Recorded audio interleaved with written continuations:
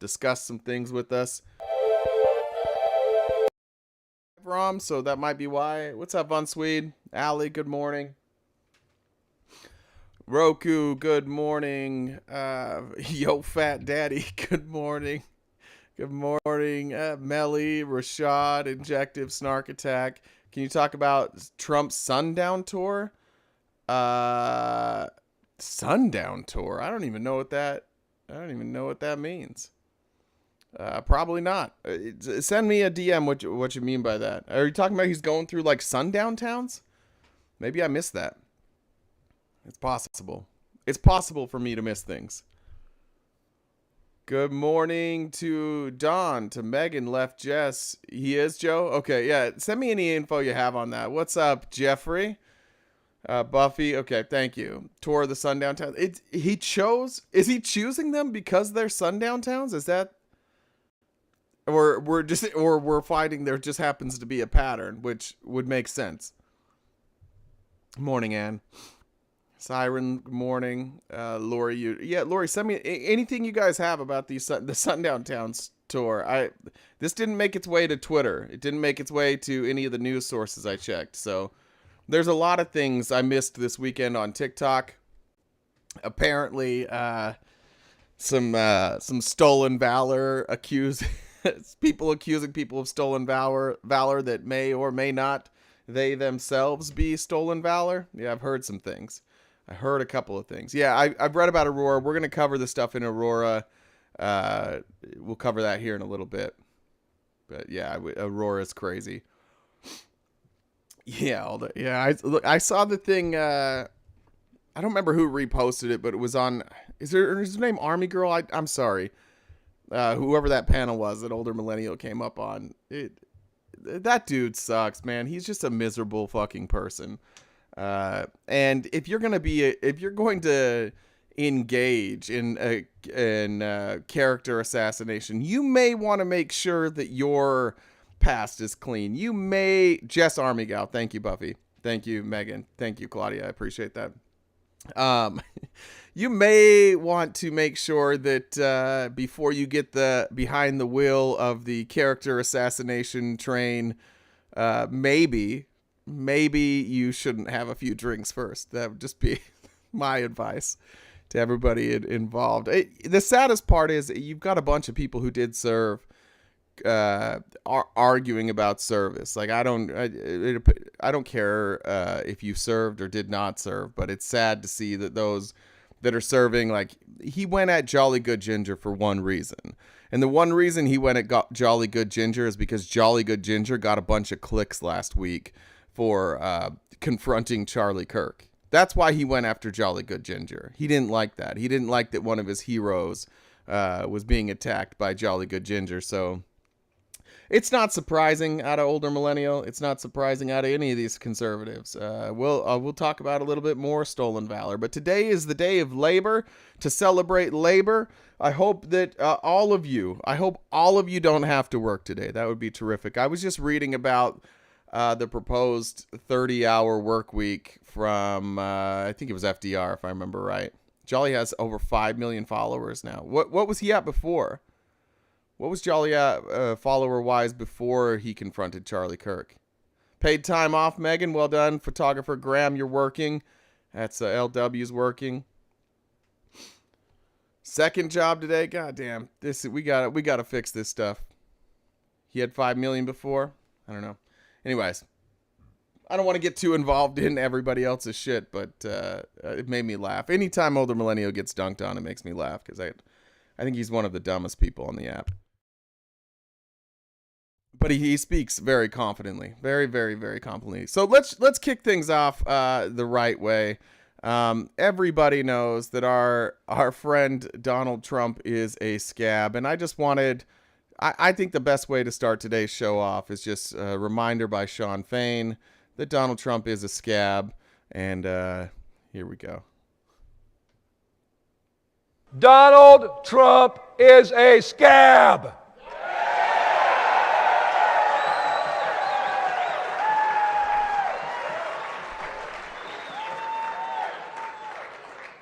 Donald Trump is a billionaire, and that's who he represents.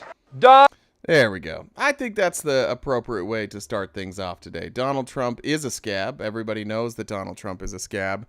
And Donald Trump was all about his scabby ways this weekend. He's been a scab his entire life.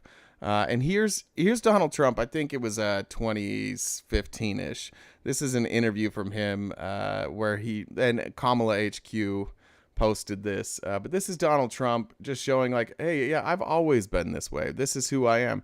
This is Donald Trump probably before 2015. This footage is looking old. I should have got a year on this. But here's Donald Trump speaking about workers.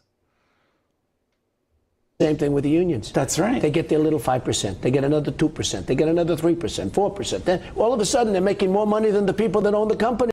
Same thing with the unions. That's right. They get their little 5%. They get another 2%. They get another 3%, 4%. Then all of a sudden they're making more money than the people that own the company.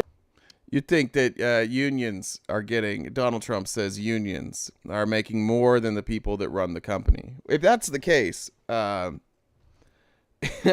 like to see that. I'd like to see that played out sometime. I'd like to see how these giant real estate companies like the Trump Organization, who refused to work with unions and repeatedly stiffed people who owed their pay. I'd like to see the difference between how much the unions made off of them versus how much Donald Trump was making. And then this was a USA Today investigation I found. It was from 8 years ago. And on the subject of Trump, yes. Sorry. And this is, I think this is like 3 or 4 minutes long. We'll watch the whole thing. But just a reminder that this isn't something new. I think a lot of times people who criticize us for our criticism of Donald Trump think like we're just bringing up stuff. Why didn't we bring it up in the past? Right? That's always the response. Everybody's like, why didn't all these women accuse Donald Trump 30 years ago? Well, they did. You guys just didn't know about it. Why didn't they bring up his fraud years ago? We did. You guys just didn't care about it, and you don't care about it now. But I wanted to go back 8 years ago just to see, were we saying the same type of stuff about Donald Trump? We sure were. Yesterday, USA Today published an exclusive investigation that they say shows that various Trump organizations have a history of not paying small businesses and individuals in full for their services. The story, parts of which NBC News' Hallie Jackson was able to confirm, was uncovered after reviewing nearly 4,000 lawsuits from the past 3 decades. When asked about the allegations, 4,000 lawsuits. This is what's crazy. We had the debate with Jeff on Saturday, and somebody was saying like, oh, well, everybody who's rich gets accused of sexual assault. No, they don't.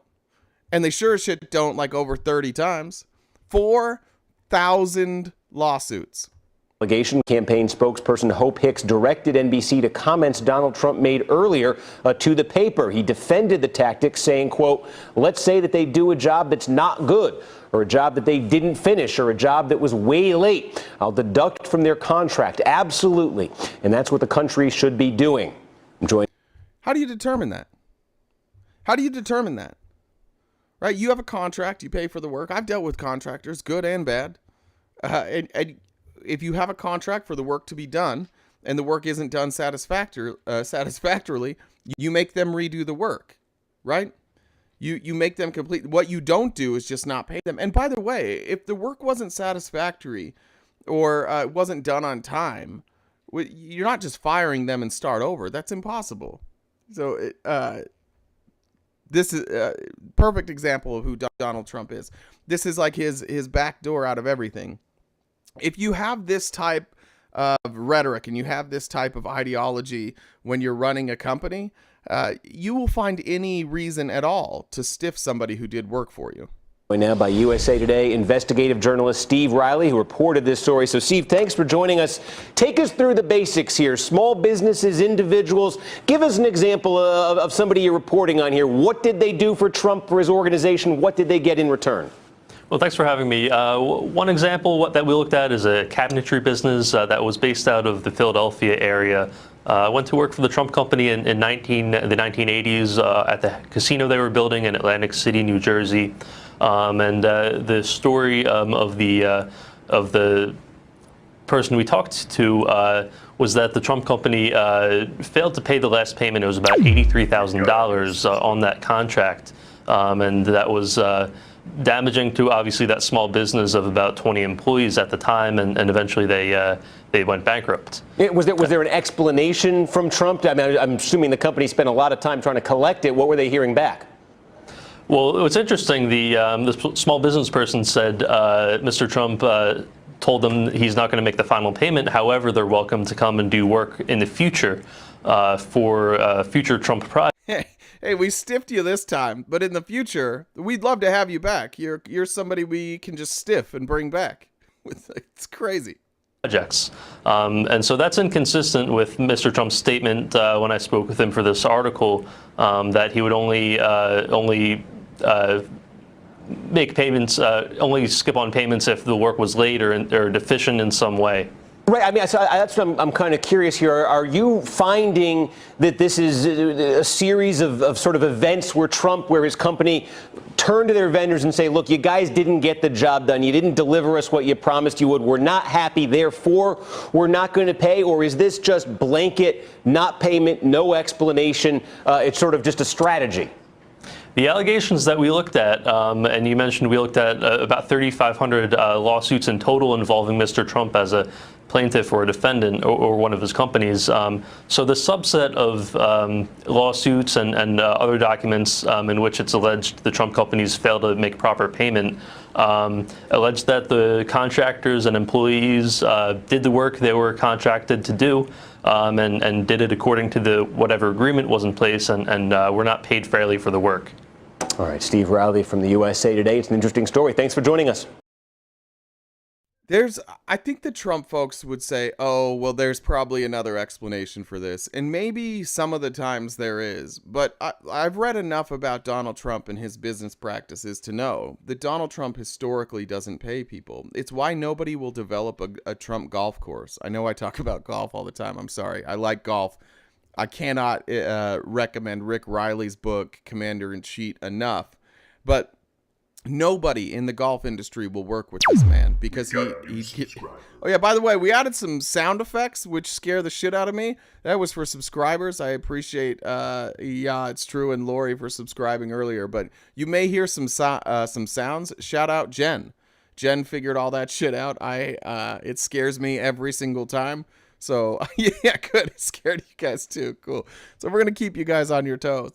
But getting back to Trump, like, this is a person who just doesn't pay his bills. I saw a bunch of people in the chat saying that he has he's stiffed cities all over the country. True. El Paso, it's near $500,000. He owes Tucson a bunch of money. If you go down near our border in any of these towns in Arizona, they won't work with him because he doesn't pay. That's why you see Trump doing these rallies in strange places. That's why you see him outdoors, right? Like, you would think no more outdoor rallies after Pennsylvania, but no. He stiffed veteran contractors. Yes, that's absolutely true. That Donald Trump, like we said at the beginning of this, and like Sean Fain loves to remind us, he's a scab. He's somebody who doesn't care about the workers. By the way, for whoever's doing the outline today, that was 1, 2, and 3. I should have said that. If you are a Republican and you are here, or if you have some Republicans you'd like to send our way, we'd love to have a chat with you. Jump in the box. We'll bring you up at any time. We'd love to discuss this. I thought it was interesting this weekend speaking with people on Jeff's Live, that it doesn't seem, and you guys back me up. You were there all weekend. You back me up. Is this the first time in our lives that we're looking around and like one party legitimately doesn't have anything to talk about? Like, they don't have policy prescriptions that make any sense. Donald Trump can't even figure out where he lands on abortion. We spent the weekend trying to figure out the fuck Donald Trump's thinking about abortion. Let me pull up some of this stuff. It's crazy. Here's the first clip. So I'm trying to remember who this is. I stole this from Ron Filipkowski. Somebody can help me on who this reporter is. I don't remember who she is. But asked about in Florida, there's a 6-week abortion ban on the docket, and just Donald Trump as a person who lives in Florida and as a person who mails his vote in Florida, a person who definitely supports mail-in voting. Here's Donald Trump's response. One of the clearest responses I think he's ever given when it comes to this abortion ban. You overturned Roe, and you want abortion to be a states' rights issue. In Florida, the state that you are a resident of, there's an abortion-related amendment on the ballot to overturn the 6-week ban in Florida. How are you going to vote on that? Well, I think the 6 week is too short. Sorry, I didn't show the video. I'm sorry, I forgot to switch screens. Sorry, I don't even know what you guys are hearing. I'll start it over. Roe, and you want abortion to be a states' rights issue. In Florida, the state that you are a resident of, there's an abortion-related amendment on the ballot to overturn the 6-week ban in Florida. How are you going to vote on that? Well, I think the 6 week is too short. It has to be more time, and so and I've told them that I want more weeks. So you'll. I don't think he knows. I don't think he knew this was on the ballot, by the way. I don't think he knows these sound effects. I'm so sorry. They're gonna kill me all day. But I don't think he knows about this. And this is, if you go back here, like he's like, I told him. Who did you tell? Who did you tell? I want more weeks. So you'll vote in favor of the amendment? I'm voting that I am going to be voting that we need more than 6 weeks. Look, just so you understand. Everyone does. I think. Okay, so this caused a problem. This caused a real problem. We all saw last week. Kamala's campaign just came out and was like, cool, you're pro-choice now. That's terrific. We're very happy to have you on board, Donald. But Donald's got a problem because the Project 2025 folks, the Moms for Liberty, the what's that other, the Susan B. Anthony Foundation. These fucking sound effects, guys. We didn't think about this. We didn't think about the sound effects before we did this. Guys, also, if you could share this with your favorite and least favorite Republican friends and your liberal friends. We keep getting restricted on our traffic because we are playing video. This is all fair use. This is all stuff we're allowed to do. But TikTok's algorithm can't figure it out. And so we're now on 5 minutes in on a live restriction. So if you could help us out in sharing this, that would be terrific. But the Trump folks weren't very happy about that. And we went, where's old JD Vance? Let me find this. JD Vance had a hard time. Shit, I might have deleted it. I'll pull it up on Twitter while I'm fixing my issues here. Again, continue to share and like that. The Cash App and the Venmo are right below me. If you would like me to read any comments you have, I'd be happy to do so through the Cash App and Venmo. Yippee is right. Yippee is right. But let me find this JD Vance video for you real quick. JD Vance went on TV because they keep putting JD Vance on TV, which is not a good idea. And they asked JD Vance to explain Donald Trump's position. Let me just find this. Sorry, guys.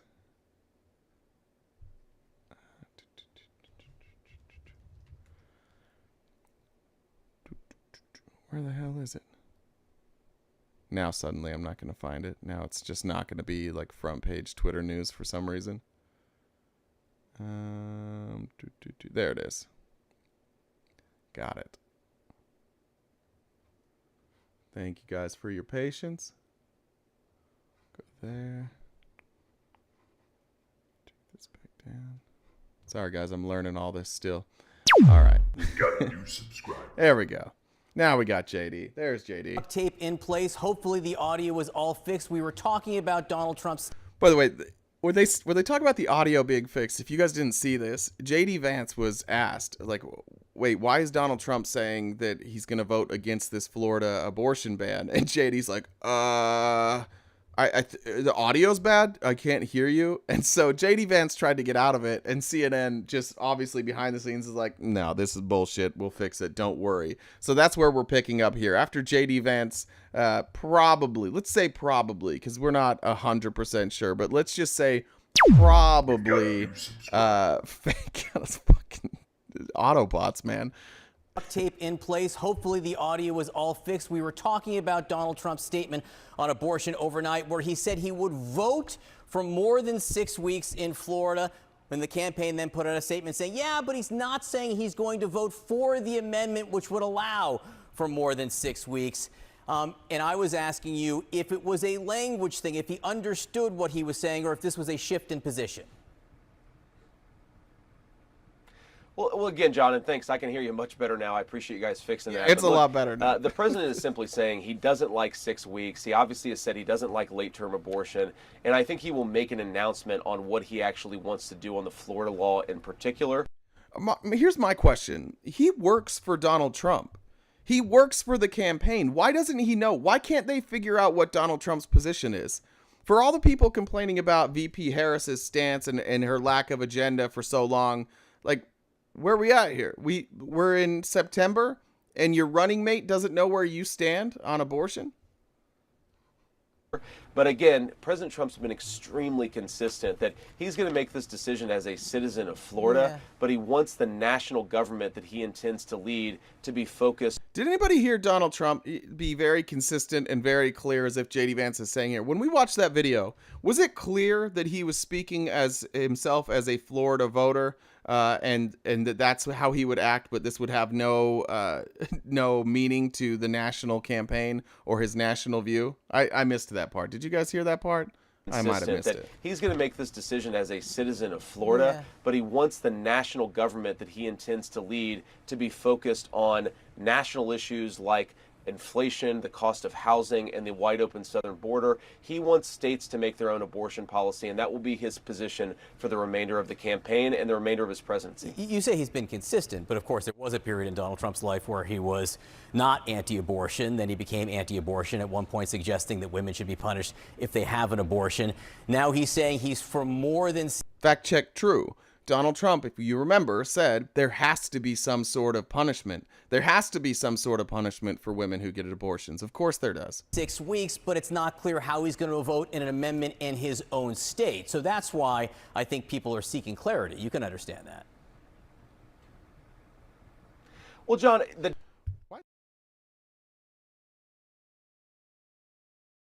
Sorry, I was muted. Why does J.D. Vance's face always look like he just let out a fart, and like you guys know it and he knows it, but he doesn't want everybody else to know it? That women should be punished if they have an abortion. Now he's saying he's for more than 6 weeks, but it's not clear how he's going to vote in an amendment in his own state. So that's why I think people are seeking clarity. You can understand that. Well, John, the Dobbs decision, what it fundamentally did is this goes back to Democratic legislatures and the people, of course, who elect those legislatures. I think the president has said in a post-Roe, We're just going to not answer that question. We're just going to avoid the question that you asked, and we're just going to explain the Dobbs decision for some reason. But we are not going to address the fact that Donald Trump has flip-flopped on abortion his entire life. Post-Dobbs world, he wants voters to make these decisions. I think it's important to remember, of course, that Kamala Harris has come out for taxpayer-funded abortion. Sorry, Senator, but he's a voter in this case. The reason it matters, in Florida is he's a voter. Go ahead. Well, of course it matters what his position is, and I'm sure that he's going to say what his position ultimately is, John. But I do think it's important to say that between Republicans and Democrats have talked about trying to defund Christian hospitals that don't do late-term abortions. Donald Trump is trying to preserve some ability for the states to make these decisions. It is a very different approach to a highly... That's as honest as it gets. That is as honest as it gets. Democrats have said, we don't think people... individuals should be able to make decisions for other people's bodies, right? We don't think the government should. We don't think somebody's religion should. We think people should make those decisions for yourself. And J.D. Vance is trying to like spin that now as like Democrats are going after. Yes, we are going after people who think that they get to decide what a woman does when she's making that difficult decision. I agree with that. I agree with J.D. Vance. Do you have a guest here? James. Welcome. Hopefully. Hey, James. Hello, RTP. I just wanted to share. Not a whole lot. Have I got an echo or not? No? It sounds good to me. Okay, great. I just wanted to share a little ditty that I came up with. I think you guys will enjoy it. Some of your listeners, anyway. So I'm Gen X, and I was a huge Madonna fan. You know, I grew up with Madonna, so it's kind of a Madonna. Yeah, anyway, I think you'll like it. Here it goes. Hey, Mr. DJ, put a condom on. I don't like stains on my sofa. Use it. It's for pleasure.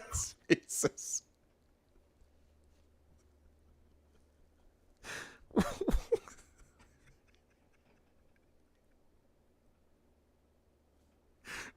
I didn't know.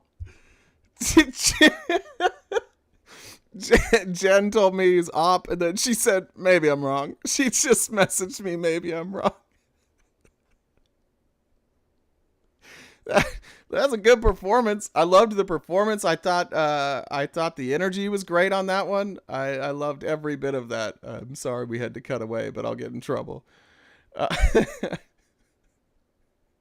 That's fine. It didn't get better for Donald Trump over the weekend. I hope you guys enjoyed that. Well done, James. You made everybody laugh. Donald Trump, his weekend was incredible. He went and he met with Mark Levin. Some people say Levine. Mark Levin says Mark Levin, so I'm going to say Mark Levin. So I don't want everybody saying it's Levine. I get that's what it should be, but he says Levin, and I think there's probably a reason for that, based on the party that he's in. But softball interview, I wouldn't even call this a softball interview. I would call it a worship service, which is generally the case with Donald Trump and certainly Mark Levin. Mark Levin, when he started, his kind of thing was he was a constitutional scholar. That was like his role on the Republican side. Now he's not, but that was his role. You had like the inflammatory Rush Limbaughs. You had you had like the Sean Hannitys. You had the Glenn Becks. And Mark Levin was like hey, listen, I'm not crazy. I'm just a constitutionalist. And so I'm here to explain the conservative argument from a constitutional perspective. That was his role. And we could see that has changed. People like I've never seen anything like it. Look at the way she fought Justice Kavanaugh, the viciousness and the violence. People like One more time. I've never seen anything like it. Look at the way she fought Justice Kavanaugh, the viciousness and the violence. Do you guys know what he's talking about when he says that she fought with Judge Kavanaugh? Do you guys remember this? Sorry, I've never seen anything. Audio again. You remember the big fight she had with Judge Kavanaugh? I've got it. I've got this big fight that she had with Judge Kavanaugh. I want you guys to see, remember, Donald Trump said Judge, nobody's been have you treated ever so poorly. discussed- Like, he's never seen somebody treated so poorly. And this is, again, just his way to get mad at a woman for asking tough questions. Here's Kamala questioning Judge Kavanaugh and absolutely dismantling Judge Kavanaugh, keeping him uncomfortable like a good prosecutor would, demanding that he answer questions, which he doesn't want to answer. And he goes above and beyond to not answer questions. This is an 8-minute video. I'll try and skip through a lot of it, but I just want a reminder that this is the unfair treatment that Donald Trump's talking about here. Judge, have you ever discussed special counsel Mueller or his investigation with anyone? Well, it's in the news every day. Have you discussed it with anyone? With other judges, I know. Have you discussed Mueller or his investigation with anyone at Kasowitz, Benson, and Torres, the law firm founded by Mark Kasowitz, President Trump's personal lawyer? Be sure about your answer, sir. Well, I'm not remembering, but if you have something you want to... Are you certain you've not had a conversation with anyone at that law firm? Kasowitz, Benson. Kasowitz, Benson, and Yeah. Torres, which is the law firm founded by Mark Kasowitz.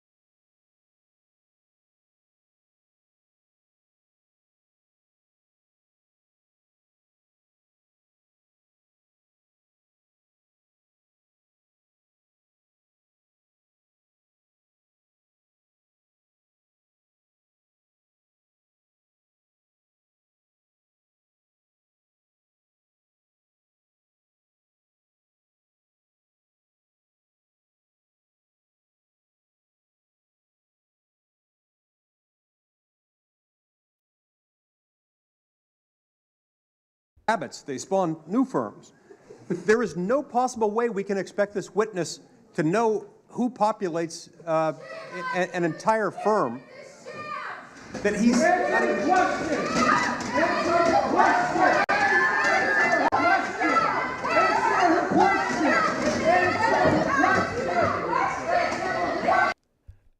Hey, Text 45, I see you've been trying to get my attention all day today. Here's the deal. You can come up here and you can talk to me about your dumb fucking, why are all the betting markets saying that Kamala Harris is ahead? Well, first of all, they're not. You're stupid. And second of all, stay out of the comments. Come up here. The guest box is open. You can come up here at any time. But don't now start being like disrespectful just because you want to, right? Just because you're dumb doesn't mean that you need to sit in the comments all day and say the same thing. Okay, so there we go. Text 45. Mods, you can mute Text 45 for the entire rest of the live. You can come up. That's the option you have. Here's the protesters again. My point of order, Mr. Chairman, is simply this. If there are names, if there is a list of names he can be given of the lawyers to whom she's referring, I think that's fine. But I think it's unfair to suggest that an entire law firm should be imputed into the witness's memory when he doesn't know who works at the law firm. Mr. And once again, not the question. But again, this is the stuff that Donald Trump is saying is so bad. I'm going to skip over some people here because then they just have a big, long argument of the day before when the Republicans had their time, they didn't allow Democrats to bring up points of order during the testimony. And so you have Sheldon Whitehouse come up and bring that up. But let's get back to Kamala. Answer the question. I don't know everyone who works at that law firm, Senator. And have you had any discussion with anyone ever about Bob Mueller and or his investigation? So you said Bob Mueller, so have I ever had a discussion about Bob Mueller? I used to work in the administration with Bob Mueller. What about his investigation? Have you had a conversation with anyone about his investigation? I'm sure I've talked to fellow judges. Anyone aside from fellow judges? About Bob Mueller? About his investigation, sir. I'll ask again. But I asked the question just a minute ago. I'm surprised you forgot. Have you had this conversation with anyone about... All right, I take it back. Maybe that was a little disrespectful. Maybe Trump has maybe he has a sliver of truth in what he's saying, because I take it back a little bit. The investigation that Bob Mueller is conducting regarding Russia interference with our election or any other matter? the fact that it's ongoing, it's a topic in the news every day. I talked to fellow judges about it. It's in our, it's in the courthouse in the District of Columbia. So I guess the answer to that is yes. So the answer is yes. Okay. And did you talk with anyone at Kasowitz, Benson, and Torres? You asked me that. I need to know who works there. I think you can answer the question without me giving you a list of all employees of that law firm. Well, actually, I can't. Why not? Because I don't know who works there. So that's the only way you would know who you spoke with? I just want to, if any of you have a friend who works at a place and somebody said, let's say your friend works at Quiznos, and you say, did you have a conversation with anybody who works at Quiznos? And you have a friend that works at Quiznos, you might say, yes, my friend Larry works at Quiznos. And they wouldn't then be like, so you must then know everybody who works at Quiznos, correct? No, that is not how that conversation would go. You know where your friends work, right? Like you do, especially if you're having detailed conversations like this. It is fascinating to me going back watching this, how just so polarized we've become. Whatever you think about politics, Judge Kavanaugh was not qualified. Judge Kavanaugh was not honest, and Kamala does a great job exposing that just by doing the very thing that Donald Trump and all Republicans hate. And this is another reason why Text 45 sits in the comments and not in the box. The thing that Republicans hate more than anything is being asked to explain what they meant. What did you mean by that? If you ever want to make your MAGA dad mad, just say, what did you mean by that? Could you explain that in more detail, please? I want to understand your response to my question, because it's a very direct one. Did you speak with anyone at that law firm about the Mueller investigation? It's a very direct question. Right. I'd be surprised, but I don't know anyone. I don't know if I don't know everyone who works at that law firm. So I just want to be careful because your question was and or. So I want to be very literal. That's fine. I'll ask a more direct question if that's helpful to you. Did you speak with anyone at that law firm about Bob Mueller's investigation? I'm not remembering anything like that, but I want to know a roster of people, and I want to know more. So you're not denying that you've spoken with Well, I said I don't remember anything like that. Okay. I'll move.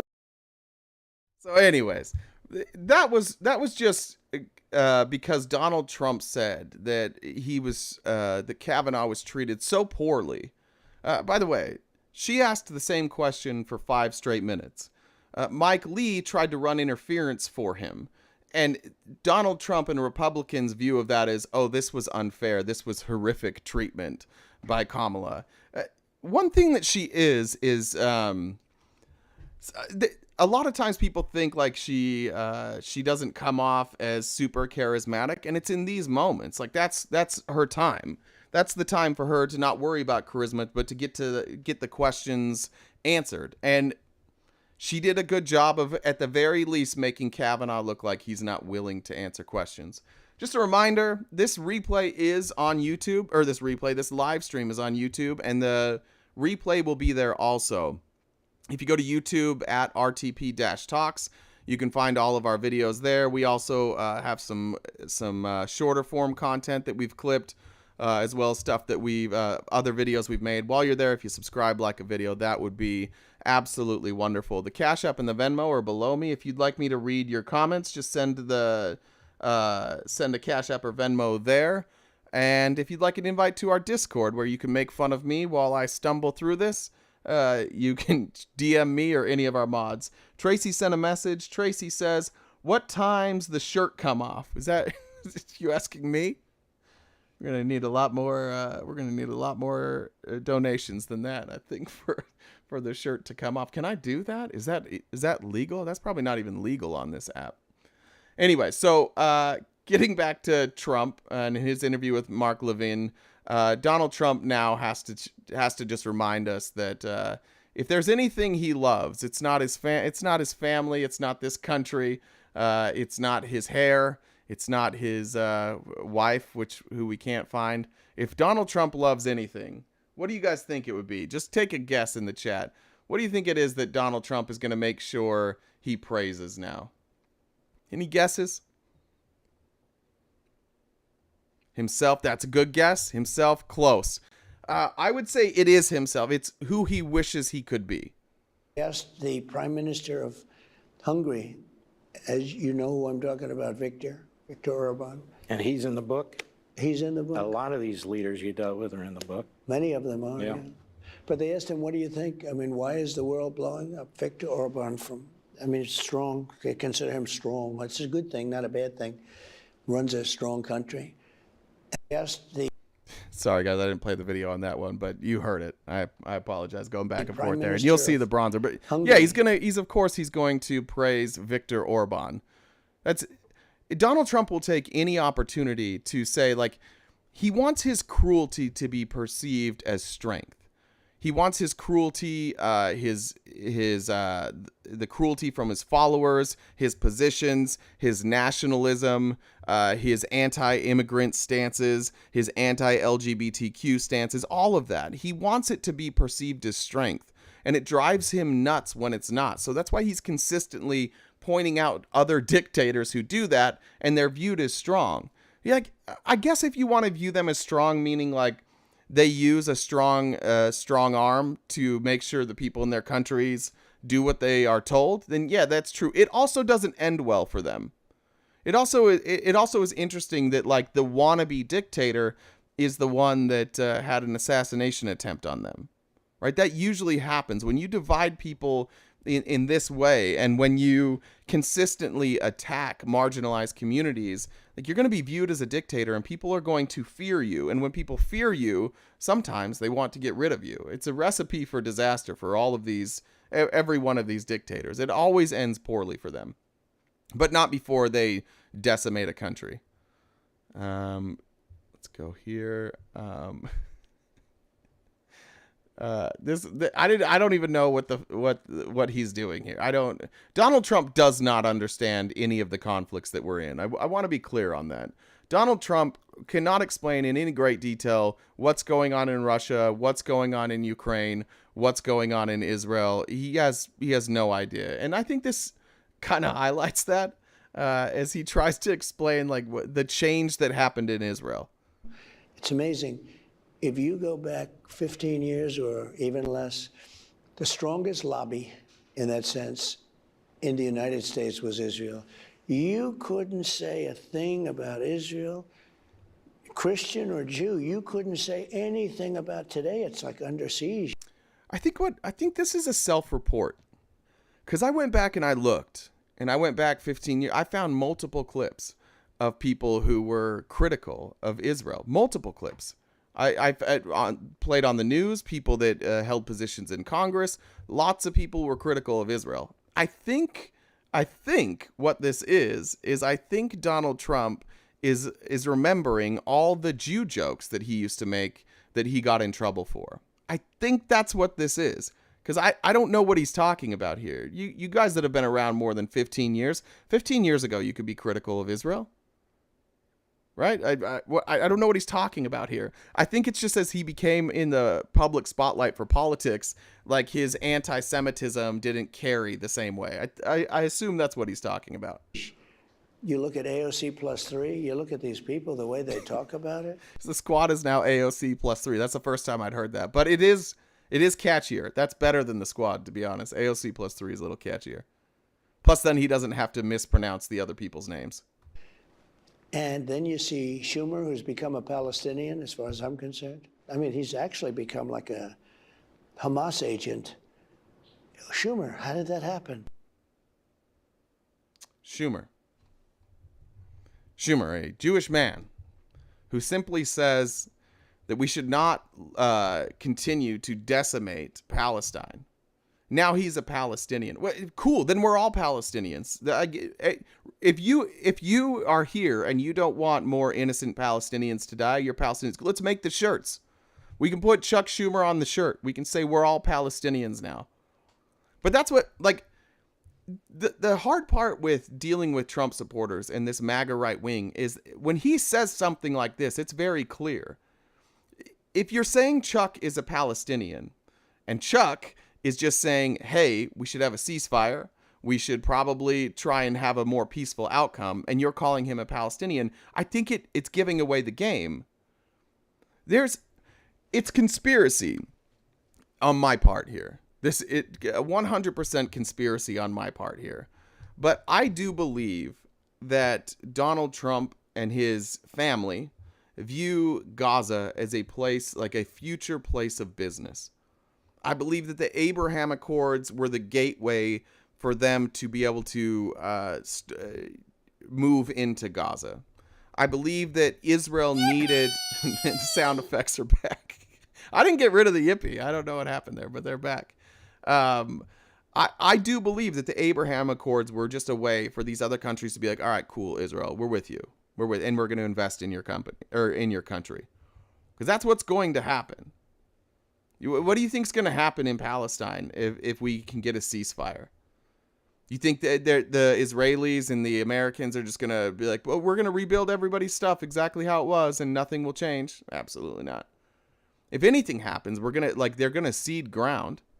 And I'd imagine that expensive beachfront property winds up being heavily invested in by the Saudis. And I bet somehow Trump or Kushner has something to say about that. Again, if you're here, you're a Republican, you'd like to get in the box, we would love to hear from you today. Yippee is correct. We would like to, we will all say yippee together if you get in the box. It goes on here. Let's see. All right. This just gave me like flashbacks. You guys remember, of course you remember, I don't know why I pretend you don't, but the criticism that was coming from the right and still comes from the right saying that Joe Biden is racist when he said, like, if you vote for Trump, you ain't black. I think something like that. This is Donald Trump's if you vote for Harris, you're not Jewish moment. It's amazing. If you go back 15 years or even less, the strongest lobby in that sense in the United States was Israel. You couldn't say... Shoot, did I do the same one? Sorry about that. What happened here?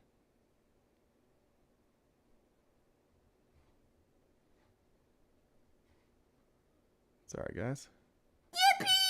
But specifically somebody like Kamala, she wouldn't... How a Jewish person can vote for a Democrat, but specifically somebody like Kamala, she wouldn't even meet with Bibi when he was... Look, he came over, he's the Prime Minister of Israel. He's in a war. We're heavily invested in that war. People... Do you hear that? How could somebody who's Jewish vote for Kamala Harris? Either he doesn't understand this war, which is my guess, and he thinks that this is a war on the Jewish people, or he's now just saying like anybody who doesn't agree with Israel, therefore doesn't agree with Jewish people, therefore they can't vote for Kamala, right? None of this makes any sense. But that's what the right-wing talking point is. The problem with all of these right-wing talking points, good point there, Mustafa. The problem with all of these right-wing talking points is that on their face, they're just simply racist. On their face, they're simply anti-Palestinian and pro-Israel aggression. On their face. And yet, anytime they're confronted about any of these views, it's, oh, you didn't understand. They're going to walk it back. They're going to try and explain it away. But how come on their face, every one of them, every single one of them plainly is anti-Palestinian? How a Jewish... Sorry, start that one over. He goes on here. This was a bizarre one. This entire interview, I highly recommend not watching if you like yourself at all. But if, like me, you hate yourself, feel free to watch this entire interview. Now, this is Donald Trump talking about judges. Now, we know what Donald Trump thinks about any judge who doesn't like or who rules against him. We had the judge that ruled against him early on, who was of Mexican descent, and he said, oh, he just ruled against me because of my views on the border wall, right? Obviously, Judge Engoron and Judge Merchan, those are both sick judges, right? They're just sick judges, and they just hate Trump. That's always the case, right? He knows everything about every one of these judges. He knows their life. He knows their interests. He knows who their kids work for. He knows everything about these judges. Now we've got Judge Cannon, who he appointed. And listen to how he speaks about the people who agree with him. Watch how far he tries to distance himself from the people who agree with him. Opponent. There's nobody been treated like me. I won the big case in Florida. That was supposed to be the biggest of the cases. I won the big case. I don't know the judge, but the judge was a brilliant judge, strong, smart, and a brilliant judge. Donald Trump appointed Judge Cannon after he lost. In the final like moments of his presidency is when Judge Cannon came in. And weirdly, a judge was going to cover a Mar-a-Lago case. If anything happened at Mar-a-Lago, this judge was going to cover it. But he doesn't know who she is. He appointed her, but of course, how would he know who she is? You never know. What was that, Yippee? For those of you who are here that are new, we have sound effects now. I do see Rob here. Rob, let me switch screens and I'll bring you up. There we go. Sorry, guys. This does take me just a little longer than normal. Oh, Rob left. Oh, Rob, if you want to come back, I just switched screens for nothing. Rob hustling. You don't want to come back?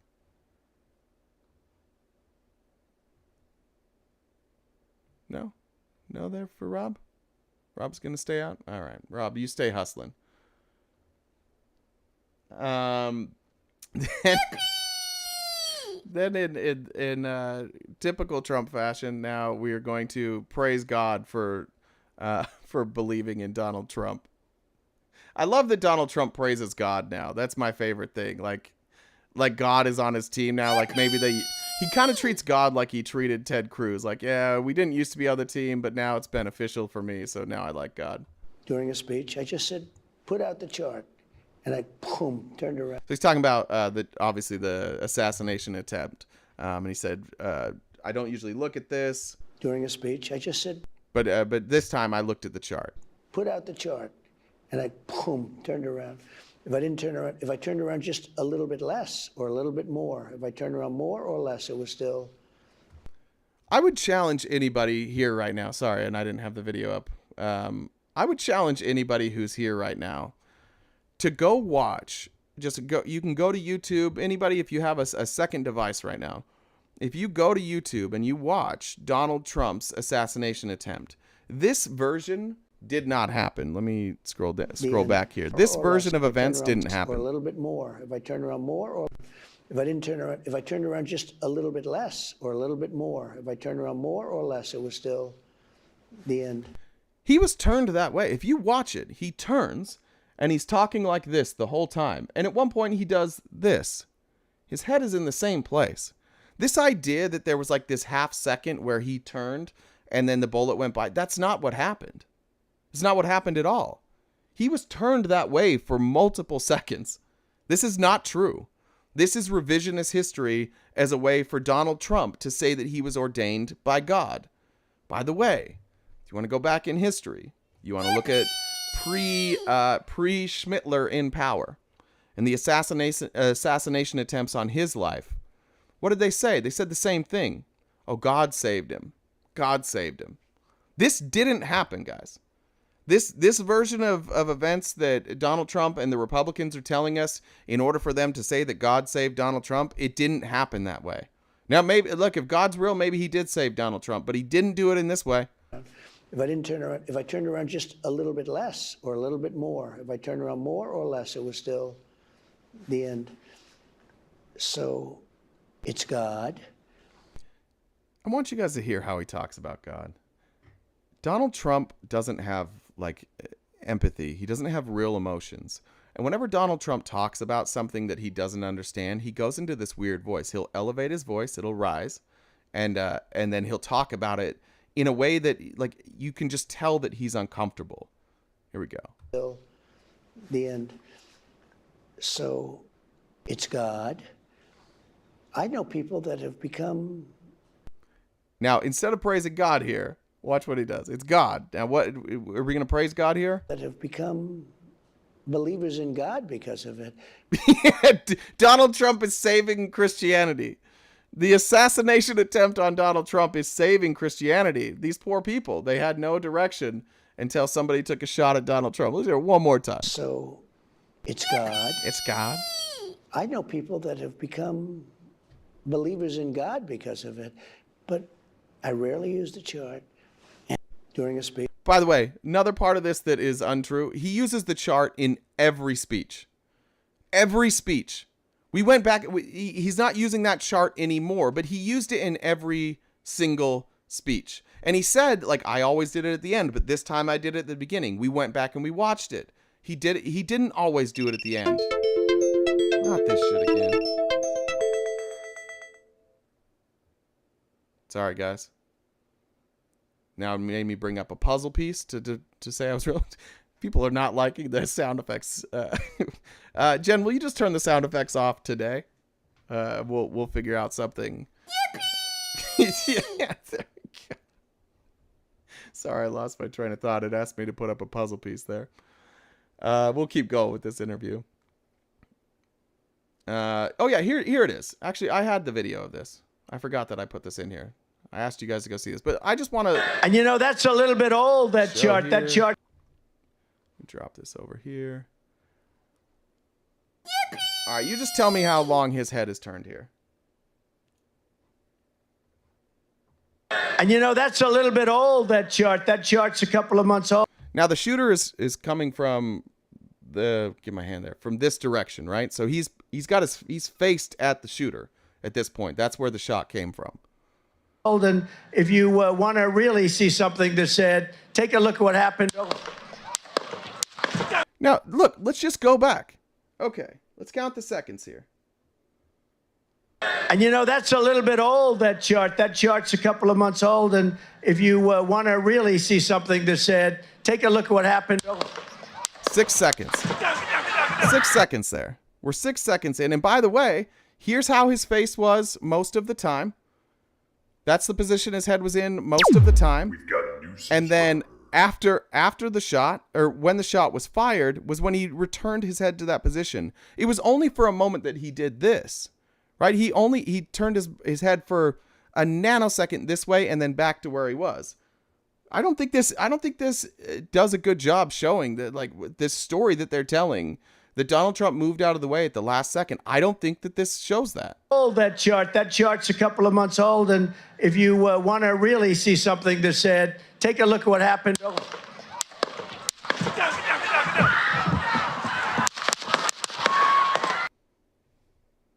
What do you guys think?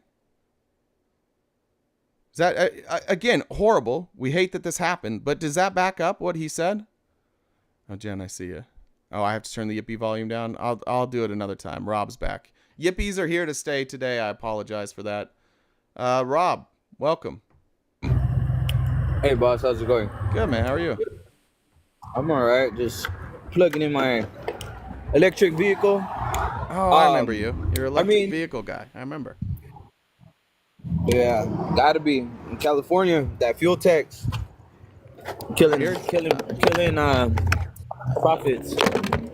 Are you in the oil industry? It's killing your profits. No, I'm in the trucking industry, and I also do part-time ride sharing. Cool. So what's up? Yeah. Why is there an echo? You can't hear it? No, there's an echo on your end. This happened last time too. I have no idea. Or maybe it's because you had that screen up. It could be that. But I mean that thing you're talking about just right now. Yeah, he's just talking about that little split second, that little nanosecond you're talking about. But that's not when the shot was fired. Turned his head. Huh? But yeah, that's the not shot when was the fired shot right was after. fired. Now I hear the echo. It was. Yeah, it's bad. Do you want to drop down and come back You up? want to Yeah. Yeah, let's try that. Appreciate it.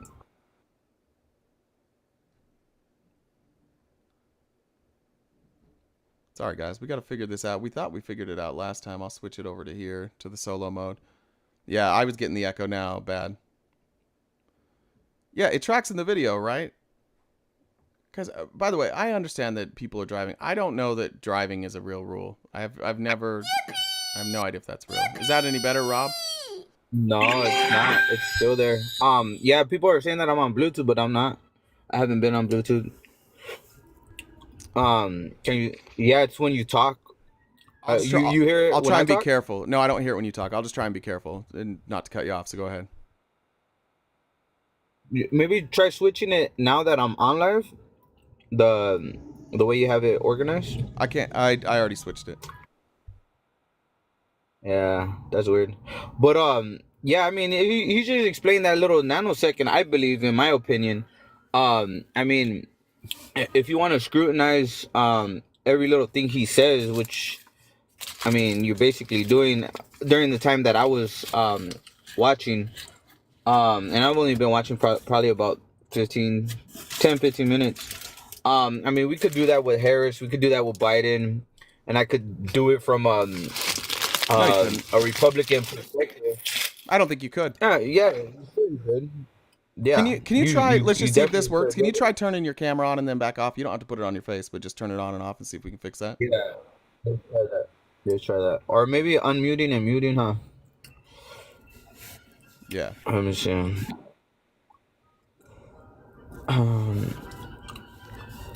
Did it work? I don't know. Hello? You tell me. Did it work? No, it didn't. All right. Well, let's just say this. Like, what's an instance you think where? So in this instance, Donald Trump is saying that he moved his head right when the shots were fired. We just watched the video. That's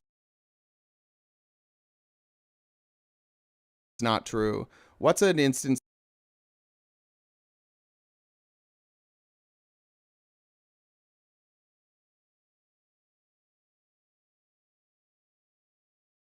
the shots were fired. We just watched the video. That's not true.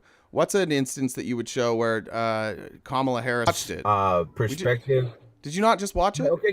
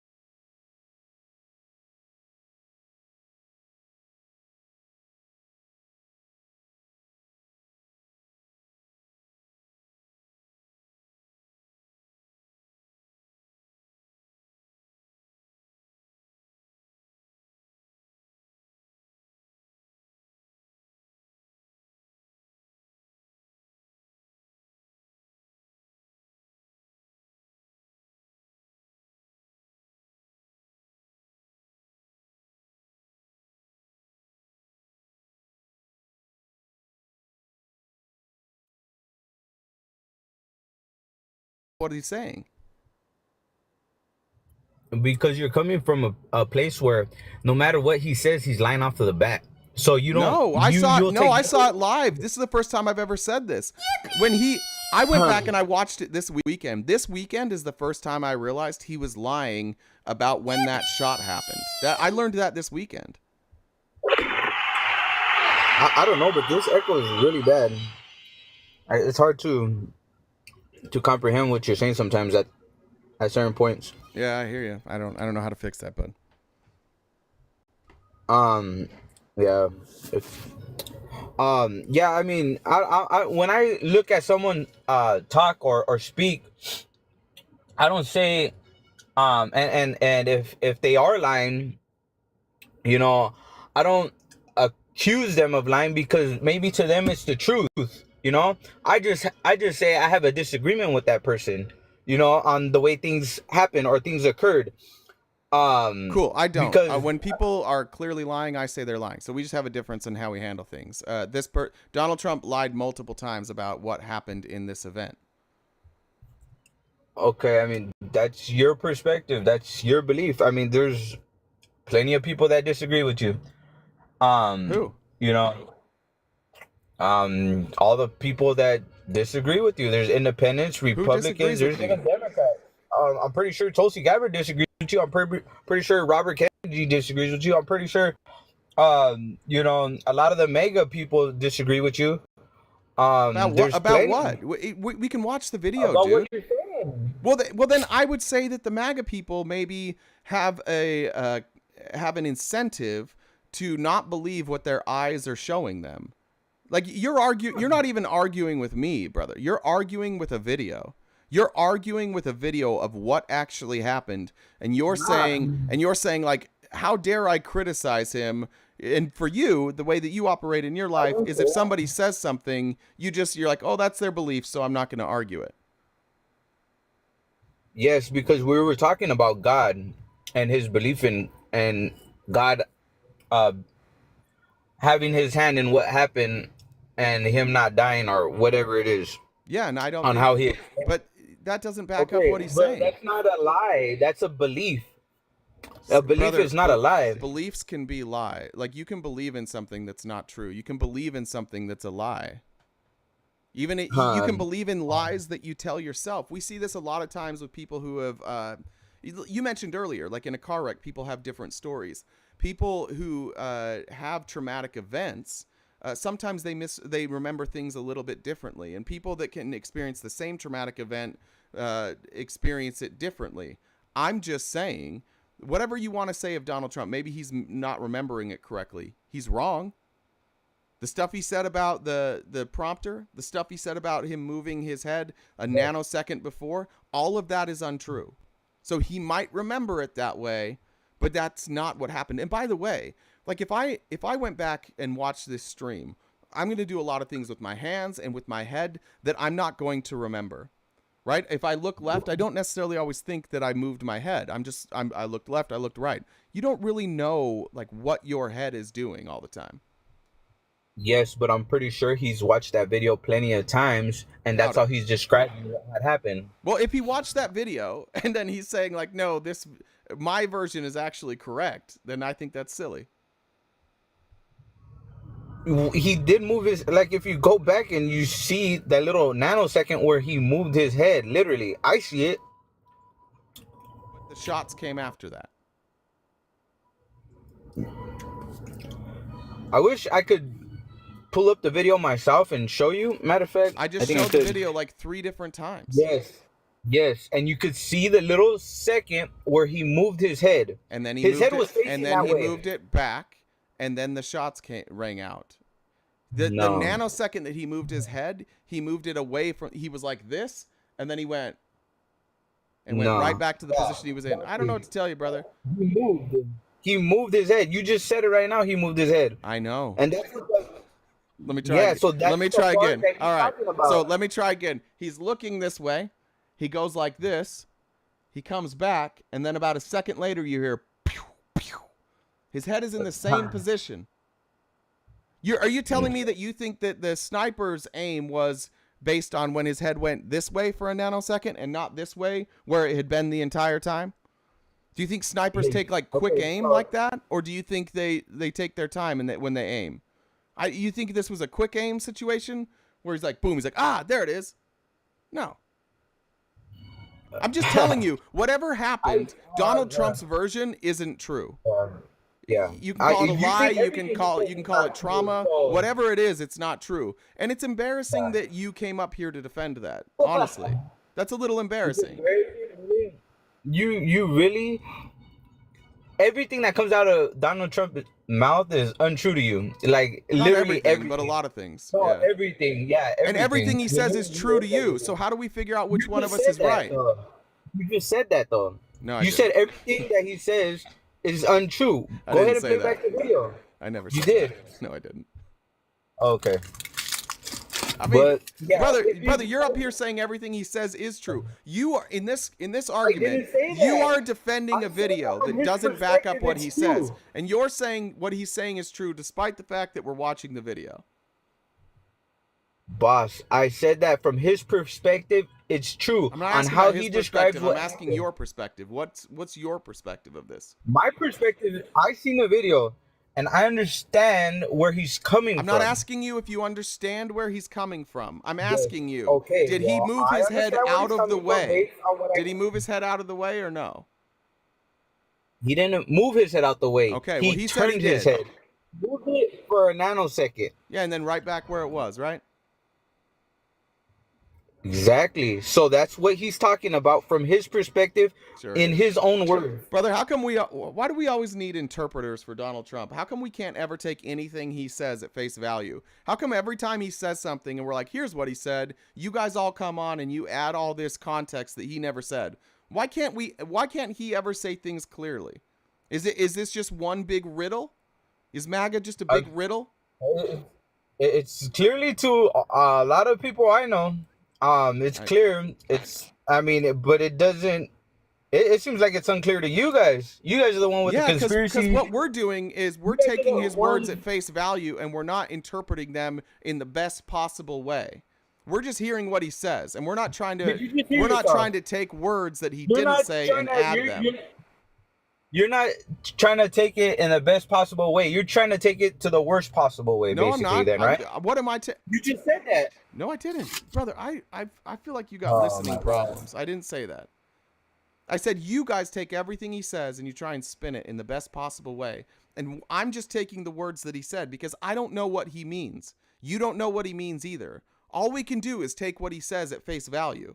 And that's what I'm doing here. I took him, for weeks, I believed his version of the story.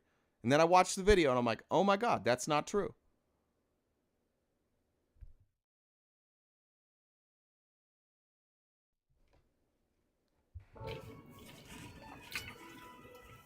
Okay. You could believe that. That's fine. All right. I'm not trying to change your opinion. Well, good. You're not. So, mission accomplished. Guys, I don't know what this what the audio situation is here. For some reason, we have feedback, and I've checked like every microphone. I've got one more place to check real quick, but I cannot figure out why the people that come into the box have feedback. I know you guys don't hear it, but somehow there's feedback somewhere. So we'll try and figure that out. Minimize that. Let's see. Mr. Ping, you're next. Guys, if you're not opposition, drop out of the box. We're just taking op today. Mr. Ping.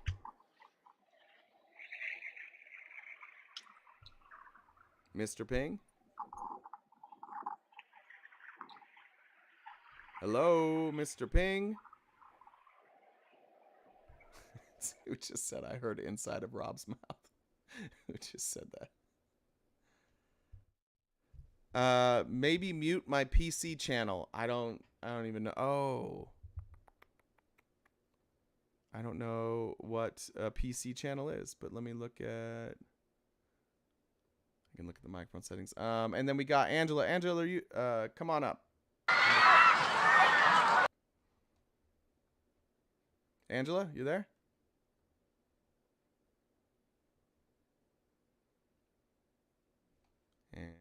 Angela?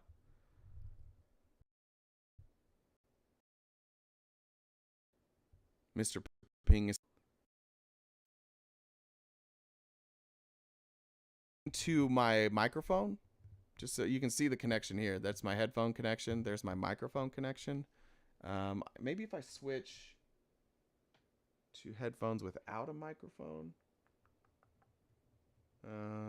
or let me try this. Hold on one sec.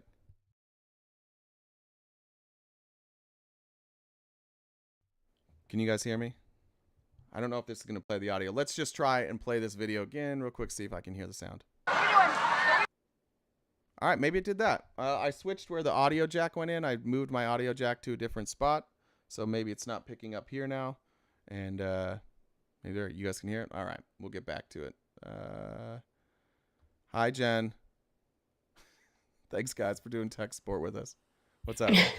I was just coming up to see if there's echo. Is it? Speak. I'm not hearing one right now. I think maybe switching the headphone jack was the key. That might be it. Did you turn down the Yippee? There's a way to turn it down on the alert. Yeah, I'm not going to figure that out while we're live. We're going to have Yippies. Oh, okay, I was just saying, I showed, if you want, it's click on there. But yeah, I don't hear an echo now, but the echo was really bad. So Rob wasn't making it up. The echo is definitely there. So. Okay. I guess we fixed it.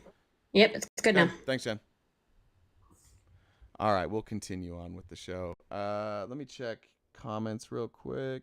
I think we're good on the comments. Oh, we got Tracy again. Tracy's the only one with something to say today. The Bible and Trump, the most interpreted things on the planet. That is an excellent point. I don't know why. Like, I think it was the QAnon shit, but like at some point we became people who had to look at everything Donald Trump said as 4D chess, and I think it's because he communicated almost entirely. I think that's probably why. Because when you look at like the QAnon stuff, it was always taking bits and pieces. I saw one the other day that was like, that was adding the numbers of the, it was like Kamala Harris was at 52%, Trump was at 47%.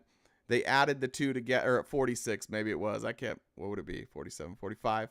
52, 45, I think is probably what it was. Anyways, they added it together. The number came out to be 17. And they're like, see, because 17 is the letter Q. It's kind of what they do. If you guys can watch all this stuff on any QAnon documentary, it's beautiful. All right, let's get back to it. here. So the last was Yippee! Okay, and now the thing that you're going to hear from all the Republicans today is that Kamala Harris is a flip-flopper, and I'm going to say something that's maybe not popular. I agree. She does appear to have semi-flip-flopped on this messaging, but we'll get to that. Really out there now. She's totally changed her whole policies, everything. I mean, she's gone. They call her the greatest flip-flopper because she's gone for "I'll never drill for oil" to, like, you know, let's put a well on every street. But she won't do that. If she won, she'll never do that. Do you notice how they hyperbolize everything? She went from "I'm never going to drill oil" to putting a well on every street. Neither of those two things were ever said by her. At no point has she said she's against drilling, and at no point has she said she wants a well on every street. Now, Trump is talked, I think, about a well on every street, but that's just because windmills keep washing them up on the streets of North Carolina. I went back and I watched her video, and let me see if I can find it, if I have it here. Yeah, so here's a fact check that was done by CNN on this. I thought it was good, and so I'm going to show it to you guys. Let me move this over. I do think that there's at least like there's some gray, I don't know if gray area here. She clearly at one point said she's against fracking, and now she has a different position, but here, I'll let CNN explain it. The fact check, bottom line, Abby, is that she did not actually make clear at a 2020 debate that her previous support for a fracking ban. So let me take you through this kind of saga. So here's what she said at a CNN climate town hall in 2019 on the subject of a fracking ban. Will you commit to implementing a federal ban on fracking your first day in office, adding the United States to the list of countries who have banned this devastating practice? There's no question I'm in favor of banning fracking. So, yeah. That was quite clear. So she ended her 2020 presidential run in December 2019. The only debate she participated in 2020 was the general election debate with then Vice President Mike Pence. And I went over the transcript of that debate tonight. Nowhere in there does she make clear that she had abandoned her previous support for a fracking ban. Rather, she repeated that Joe Biden, the head of the Democratic ticket at the time, would himself not ban fracking. So listen to what she actually said in that 2020 debate. Joe Biden will not end fracking. He has been very clear about that. I will repeat, and the American people know, that Joe Biden will not ban fracking. So it makes perfect sense that at the time she was speaking on behalf of Biden, the president, not the vice president, sets administration policy. But maybe other people feel differently. I certainly did not hear anywhere in there Kamala Harris saying that she personally had abandoned her previously expressed 2019 view. Rather, again, she was speaking for Joe Biden. This is the debate, and this is where I think like you're allowed to have a different opinion. You're allowed to look at VP Harris's position and say that she flip-flopped. You're also allowed to say, which my opinion is, that she, as vice president, working under Joe Biden, she realized that like banning fracking wasn't going to work, and that it wasn't going to get passed. That's my guess, but I could be wrong. Like maybe she did have a change of heart. Maybe she had a visit from the fracking gods. I don't know. But it is true that she said when she was running for president, she would ban fracking. It's also true that when she was running for vice president, she said Joe Biden would not ban fracking. So she's been part of an administration that didn't ban fracking, despite the fact that she was pro fracking before that. I don't know. One, I don't think it's a massive deal. But two, it's interesting to be talking about flip-flopping this weekend, and they've made this the big story when Trump is like the flip-flopper in chief. This is under Trump abortion flip-flopper for the mods who are covering the story. Sorry, I've done a bad job with this. Let me just, we covered this earlier, I think, but here's Trump talking about abortion again. Just a reminder. You overturned Roe, and you want abortion to be a states' rights issue. In Florida, the state that you are a resident of, there's an abortion-related amendment on the ballot to overturn the 6-week ban in Florida. How are you going to vote on that? Well, I think the 6-week is too short.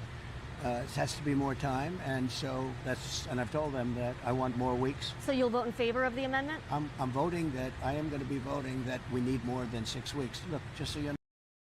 If you're voting for that amendment, and you want, you're saying I want more than 6 weeks, then you're voting against that amendment, right? You cannot say I'm voting for more than 6 weeks and also vote for this amendment, because the amendment is for 6 weeks. His team comes out later after he gets all the pushback, and they're like, no. He just said that he doesn't support this, but he's going to vote for he's going to vote for the proposed abortion ban.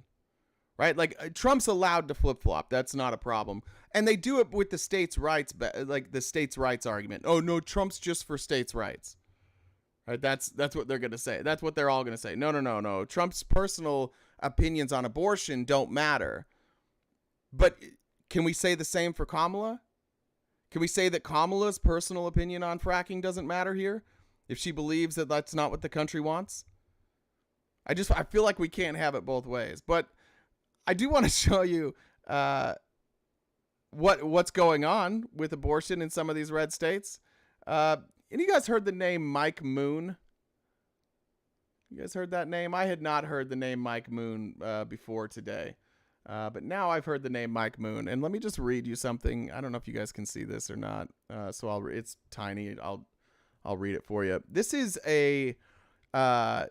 Missouri Senator Mike Moon. He sent out an email. And these are the claims he made. 1, human trafficking will increase. So this was for I'm trying to remember what this bill was called, what the exact bill was. But he just comes out and here's all the claims that he says like an abortion bill would allow for. Human trafficking will increase. The amendment eliminates parental consent laws for minors to obtain an abortion, which means that boyfriends and pimps can force a teenage mother to abort her child. It doesn't. This is a minor. Right? And this person is concerned that a minor will be able to abort their child. And instead of just saying like, hey, like these are minors and we're like, why is a minor pregnant in the first place? We're saying like, yeah, but if a minor gets pregnant, we won't be able to force them to keep that baby. The boyfriends and pimps can force a teenage mother to abort her child. He said there would be no medical standards required for abortions. Requiring medical standards to be met would be seen as the government infringing on a person's fundamental right to an abortion.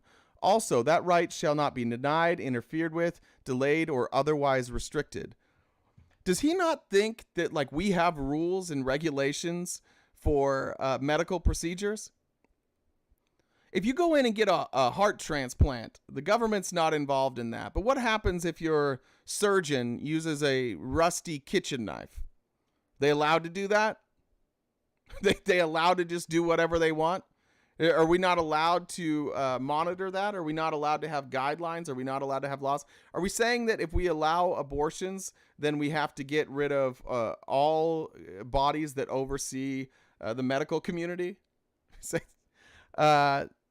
There's no requirement for a medical doctor, and the amendment itself only references healthcare professional, which is a very broad term that could include LPNs, EMTs, paramedics. It could even include dental assistants and many other healthcare professionals. This is the arguments, guys.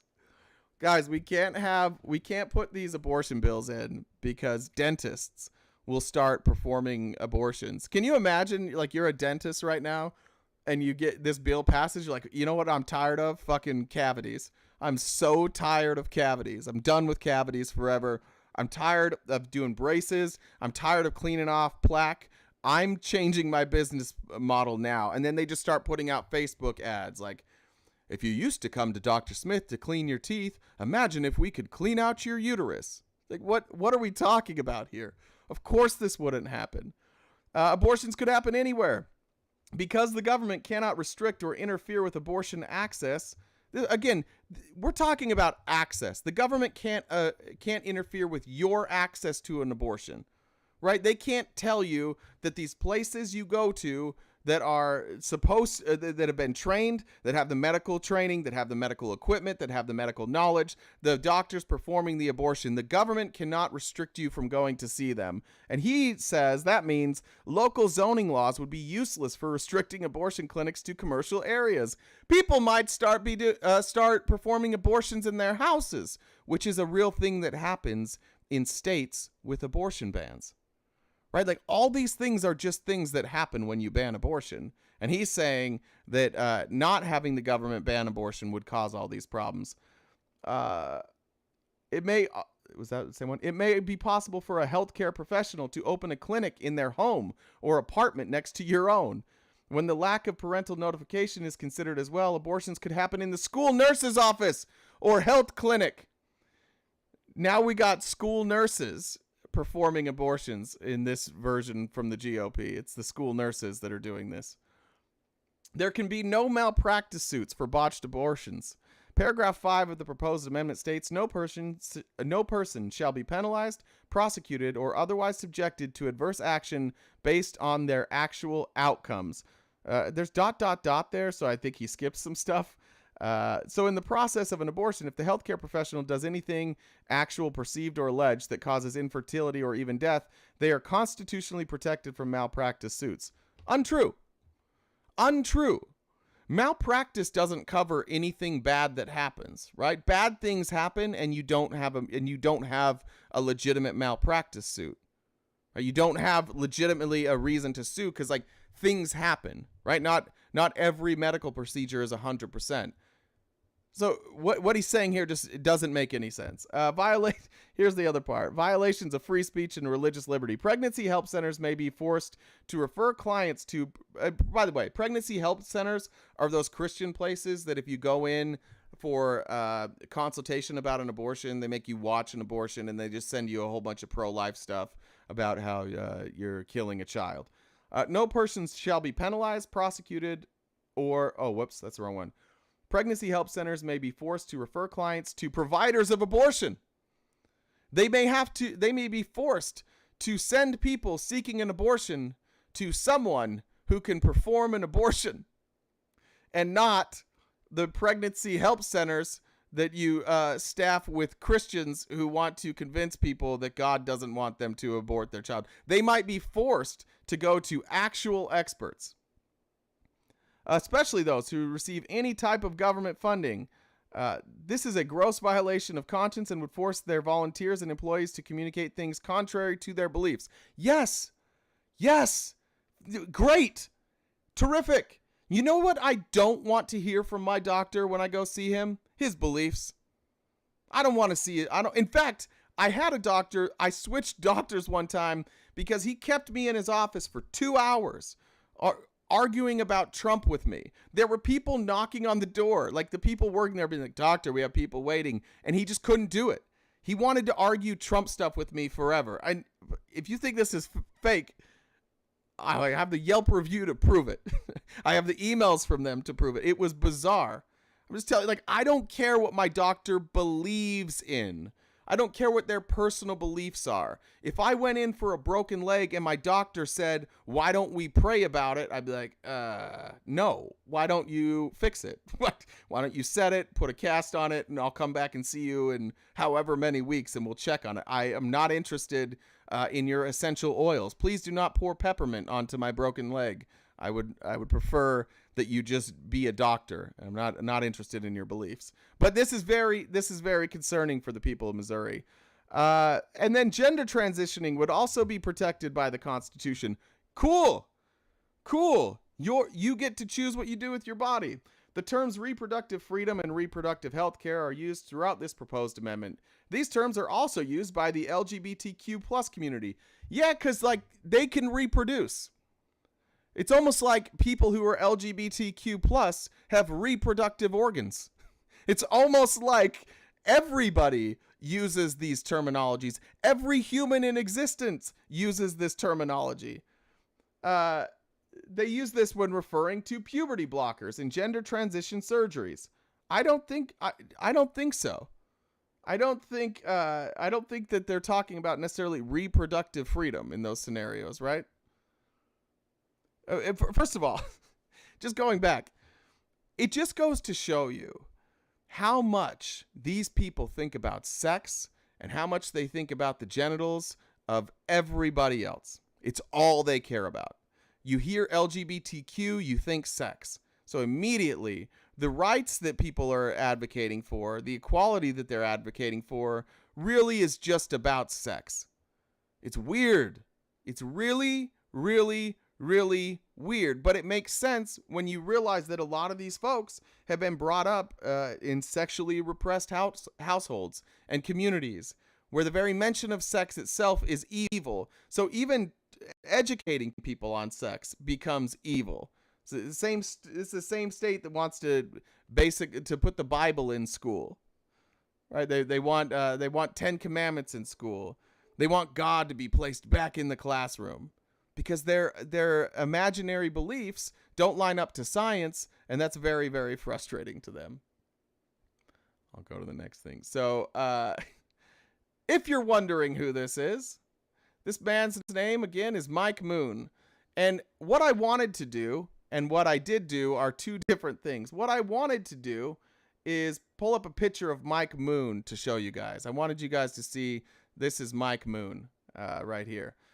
What I didn't know when I clicked on the picture is the headline of this. A lawmaker beheads a chicken on Facebook Live to promote his anti-abortion bill. This is a real story.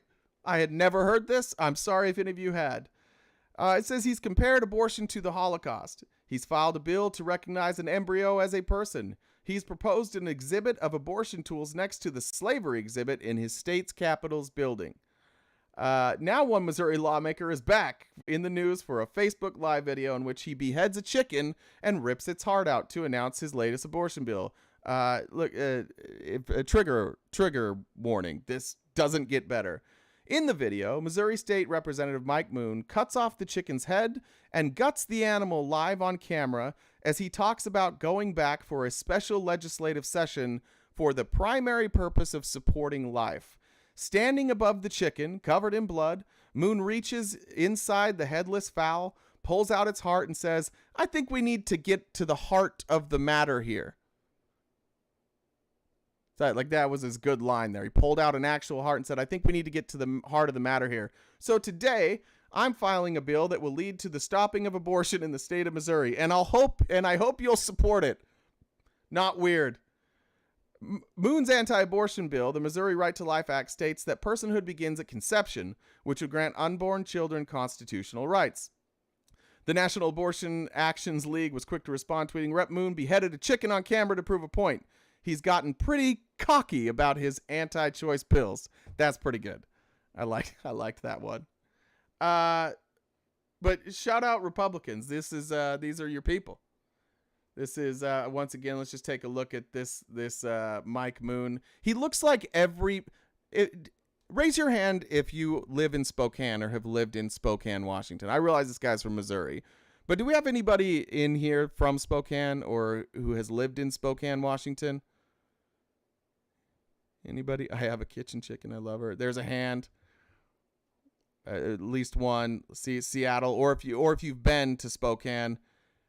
This looks like every man in Spokane. Am I wrong or right? That is every man in Spokane. Looks exactly like that. I don't know why that came to. I just remembered, like, looking at him. He looks like Spokane, Washington. If any of you have been there, you know what I'm talking about. This same guy was this same man was criticized not only by Democrats but people in his own party, and he was punished and kicked off all of his committees for the strangest reason. A Missouri state senator was punished for wearing overalls on the Senate floor and blocked any work from getting done. Republican Senator Mike Moon, who once, just a reminder, who once videotaped himself gutting a chicken to make a political point, filibustered to stop even administrative tasks from moving forward. Moon read a book on prisoners of war before the Senate adjourned for the day without taking action. Earlier this month, Moon wore denim overalls paired with a jacket and tie on the Senate floor amid a tense, ongoing fight between the conservative caucus, of which Moon is a member, and other Republicans over redistricting. There's no formal rule against wearing overalls on the Missouri Senate floor, but many unwritten rules have become fiercely defended traditions, including the expectations that senators dress professionally. What I'm trying to do, said Moon, is put an end to what is literally you stopping legislation. Oh, this is Schlatt. Sorry. This is the response to Moon. What I'm trying to do is put an end to what is literally you stopping legislation that is important to the citizens of the state of Missouri. Moon said he previously apologized and asked anyone who was offended by him wearing overalls to come to him for an apology. So it was what you guys have. For every time they call us weird, for every time they say Democrats are crazy, like, he got it a chicken, and then he shows up wearing overalls to prove that, like, he's there to work. Annette sent a message that said everyone should check out trumpfile.org. I hope this is appropriate, because we're going to do it right now. What is this? The Trump timeline. The Trump file is a timeline. Every event is dated according to when it occurred. Let me show you guys what we're talking about here. Start at the beginning. We're doing it. Oh shit, this is crazy. Page 1 of 43. So this is just reading some of these. Donald Trump cheats his way into UPenn. Fred Trump investigated by New York for pocketing millions from the state. Donald Trump enrolls at Fordham. Donald Trump is sent to New York Military Academy. Donald Trump dodges the military for the 5th time. This is crazy. Who put this together? Does anybody know who put this together? I haven't seen this. Of course, yeah, I'm not surprised it gets worse. Wow. Don Jr.'s born. How about Don Jr.'s part down the middle here with the bowl cut? That is a lovely bowl cut by Don Jr., who once went I think 3 years without speaking to his dad.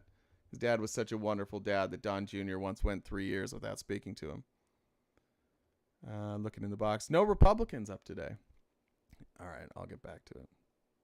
Thank you for sharing that, Annette. That's a super useful resource. Maybe we'll do a live. Maybe we'll break that up into pieces and we'll do some lives and cover all that stuff. Get back to the show. All right, and last thing on the flip flops here. This is I don't know what's going on with Fox News. I don't know if they can't get Republicans to come on their show. But for some reason, they just keep bringing up Lindsey Graham. Lindsey Graham seems to be like their go-to every single time. So here's Lindsey Graham explaining what we talked about last week. When Donald Trump makes these promises like IVF is going to be paid for, just a reminder that there are real conservatives. Donald Trump's not a real conservative. He's just Donald Trump. But there are real conservatives who have real problems with the stuff he's saying, and Lindsey Graham is one of them. To become pregnant, I would support a tax credit, means tested, kind of like we do with children. That makes sense to me to encourage people to have children. But you wouldn't support this idea of mandating insurance companies to cover this, would you? No, I mean, you've already voted against it. Because there's no end to that. Yeah, there's no end to that. I think a tax credit for children makes sense, means tested. And I think let's look at that concept for people trying to have a child. Okay, that makes some sense to me. I'll talk to my Democratic colleagues, so we might be able to find common ground here. Okay, let me. Yeah, I mean, this type of policy, I like. I actually am I'm kind of a fan of paying for IVF, especially in a country where birth rate has declined. And if you look at the indicators according to polling, some of that birth rate has declined because people don't feel they can afford to provide for a child. Where they're at financially, they cannot afford to take care of a child. So IVF would be cool, but for those people, it doesn't fix anything, right? We have to fix the other issues first. But if we dropped this on private healthcare insurance, it would skyrocket the price of healthcare insurance. And for Republicans who are always like, I hate having to pay my taxes for other people's stuff. How does that fall in line? It's wildly expensive. IVF is incredibly expensive. I wish there were more affordable ways for people to get it. And yeah, and then Nana brings up child tax credit, by the way. Yeah. Yeah, the very thing that Kamala Harris is advocating for, child tax credits. I saw a breakdown today. We'll actually cover it tomorrow. I saw an incredible breakdown today of the difference between the tax policies between Kamala Harris and Donald Trump, and based on what they've released. And I was shocked, honestly shocked, at how much better off the average American would be under Kamala Harris's tax strategies. And yet, every single day, we got Republicans coming up here saying, I don't want to pay more in taxes, so I'm voting for Donald Trump. You would see benefits. You would see more affordable care, or hopefully in the future universal health care. You'd see more money spent on education. You would see the benefits across the board, and you would save more in taxes. The only people that pay more in taxes are the rich. That's it. All right, let's go to the next subject. We can talk about a couple of I have a what time is it? 11:30. Guess we can go. You guys want to do Trump's interview with Moms for Liberty, or we can talk about Arlington. Actually, let's talk about this story before we get to that. You guys see this today? Anybody see this story? Vladimir. I don't know if is the H silent in Russian. If it's H Valdemir, is it Valdemir or is it Valdemir? Beloved beluga. Real story. This is from the Washington Post. A beluga whale suspected of being a Russian intelligence asset before winning the hearts of Norwegian fishermen with his toothy grin was found dead over the weekend. The mammal, affectionately known as Valdemir, was estimated to be 14 to 17 years old. He was a sociable, playful, and fond of humans, marine biologist Sebastian Strand said, who said he saw the animal's white body floating motionlessly in the Norway's Risavika Bay on Saturday afternoon. It's far younger than we had hoped, he said in a telephone interview, noting that belugas typically live more than 30 years. Have you guys heard this? Is this...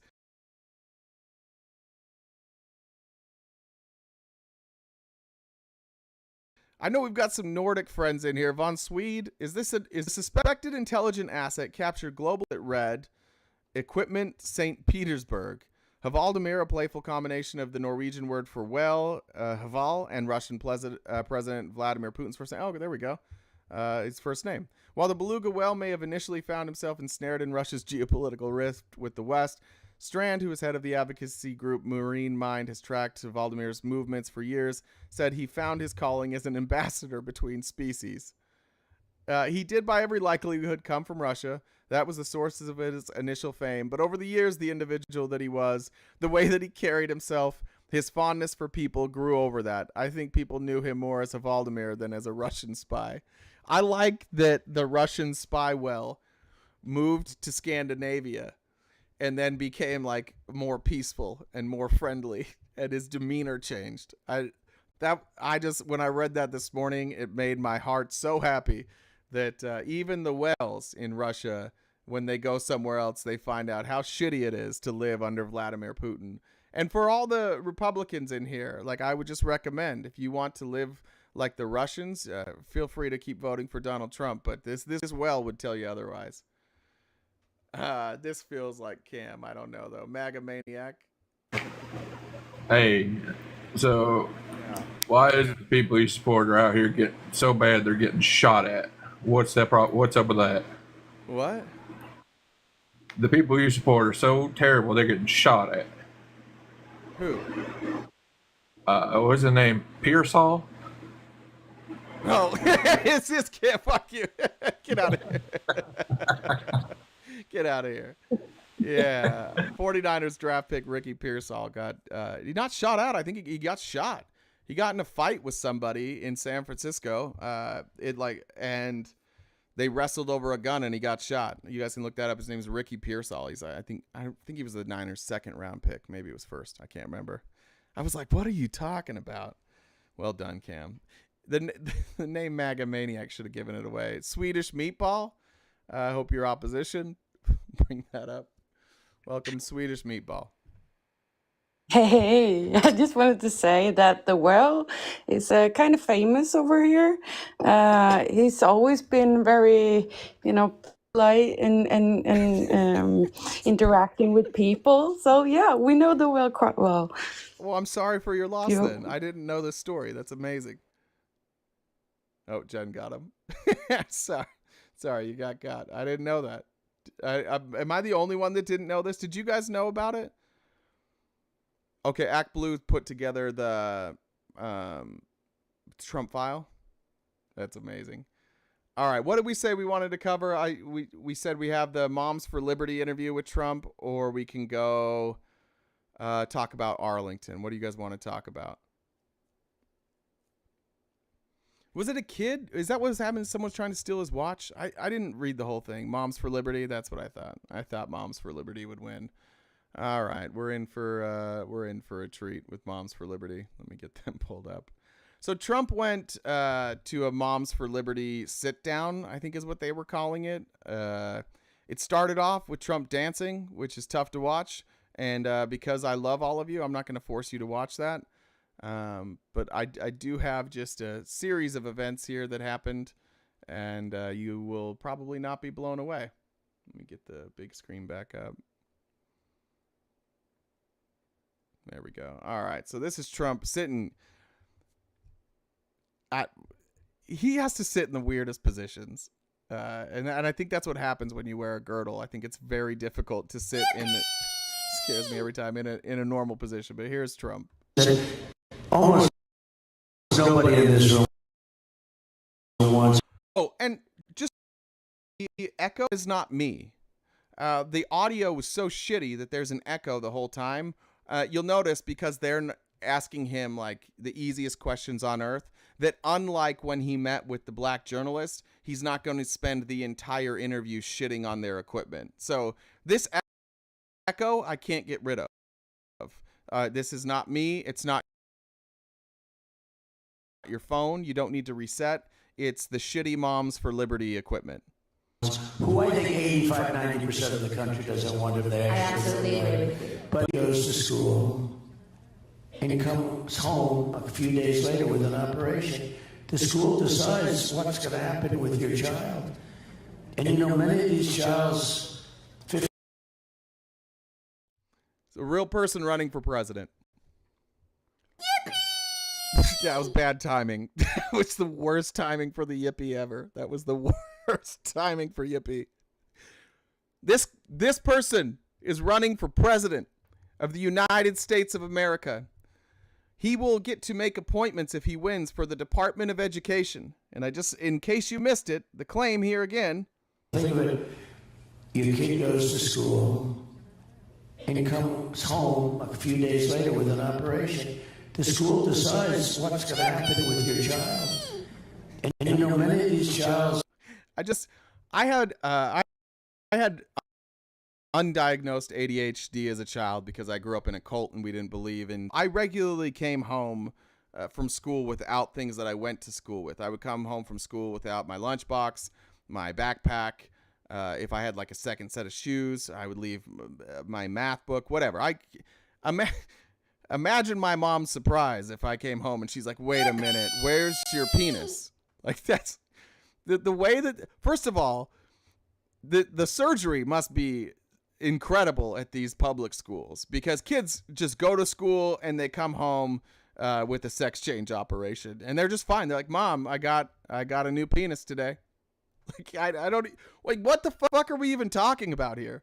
What are we even saying here? This is a person running for president and he says this. Your kid goes to school and comes home a few days later with an operation. The school decides what's going to happen. What was he stayed at school for 3 or 4 days? Yeah, what he had overnight? Like, where's our kid? Don't worry about it. This happens all the time. It happens all the time that kids don't come home from school for 3 or 4 days.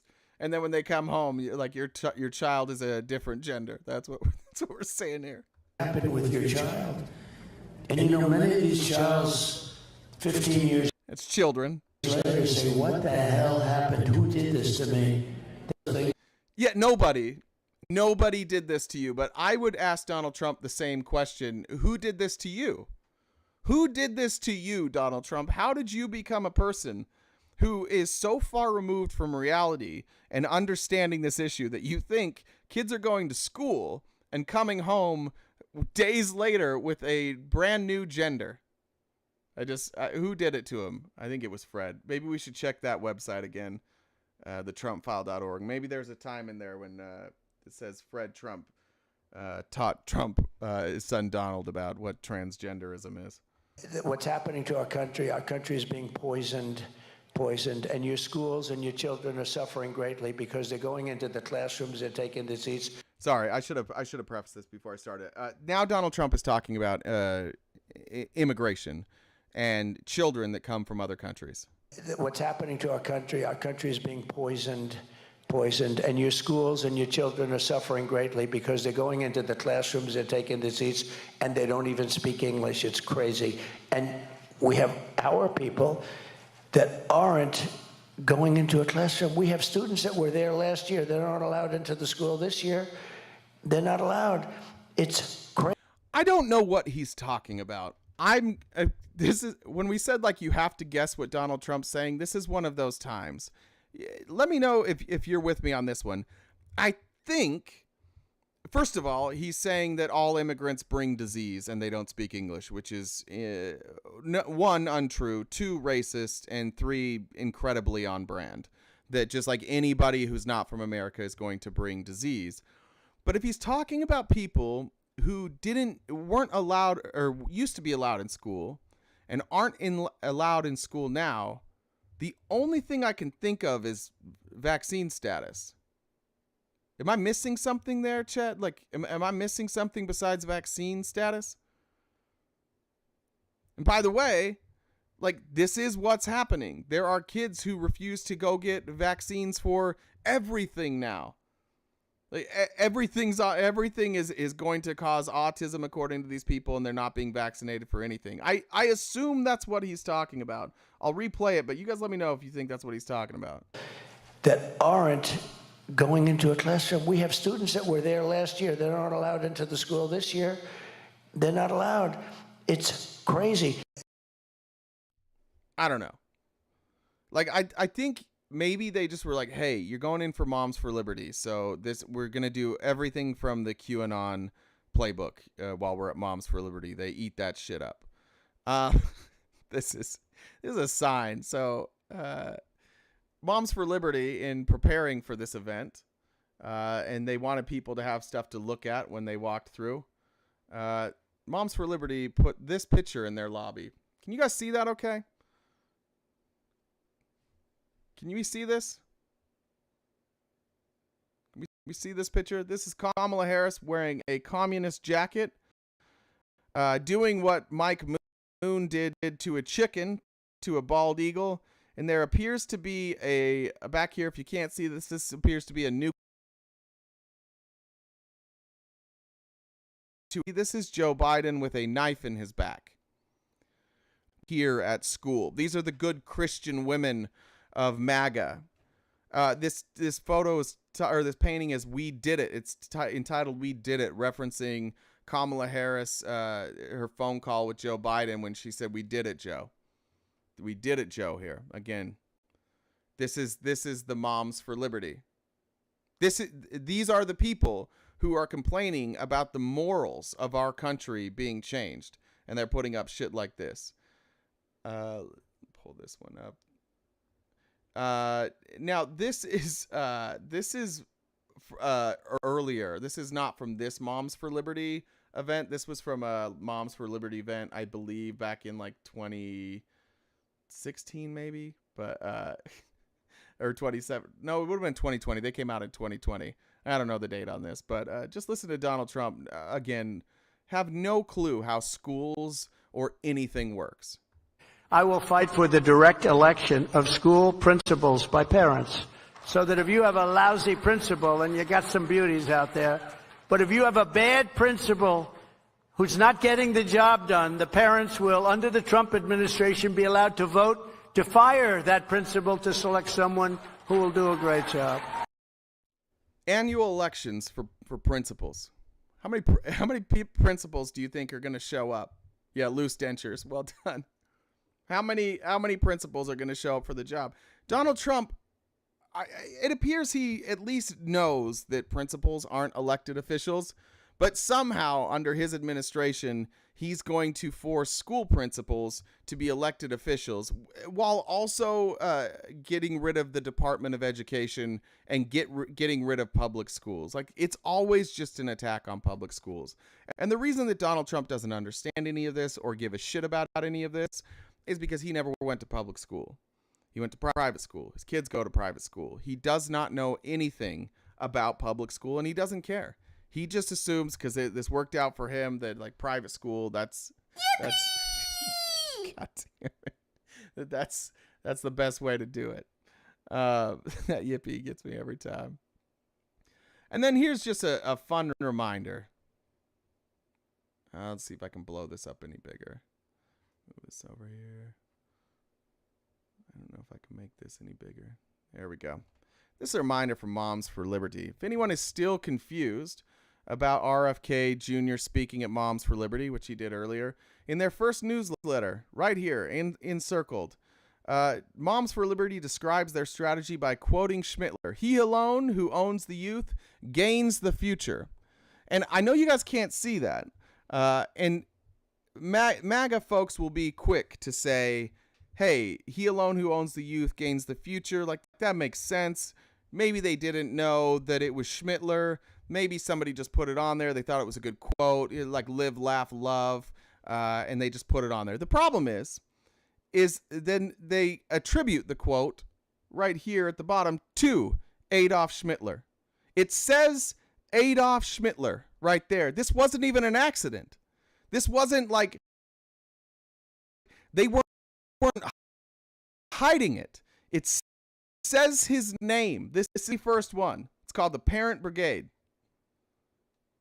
Yeah, whoopsies. No, they thought it was going to be fine, Blue Hurricane. I agree with you. Like, it seems like whoopsies, but no, they thought it would be fine. They read over this. They're like, yeah, that'll be fine. Everybody knows who we are. They understand who we are. They love him. For those who don't think that, like Donald Trump is speaking to a schmotzy sympathizer group. By the way, it opened with a prayer, which was fucking insane. Did I get the prayer? I really should have got the prayer. Damn it. It opened with an insane prayer. Just thanking God for Donald Trump and just berating all of us heathens. Then a really shaky version of the Star Spangled Banner. And it's just like we open with prayer, we sing the Star Spangled Banner, and then we're right back to doing our schmotzy shit. That's what we're doing here. Like, yeah, somebody said Project 2025 is so real. Yeah, it's been here for a while. It's not, Project 2025 isn't something that we might run into, that if Donald Trump wins, like, we might run into. Like, it's already being pushed into everyday society. I pray for you every day, Jay. He is the answer. Who is the answer? Donald Trump is the answer, M? Where are you? Come up here. Come tell me about this. If there's Republicans in the box, please come up and defend your commander-in-chief, your Lord and Savior, going to schmotzy events. Tanner says, don't let RFK Jr. near the beluga whale body.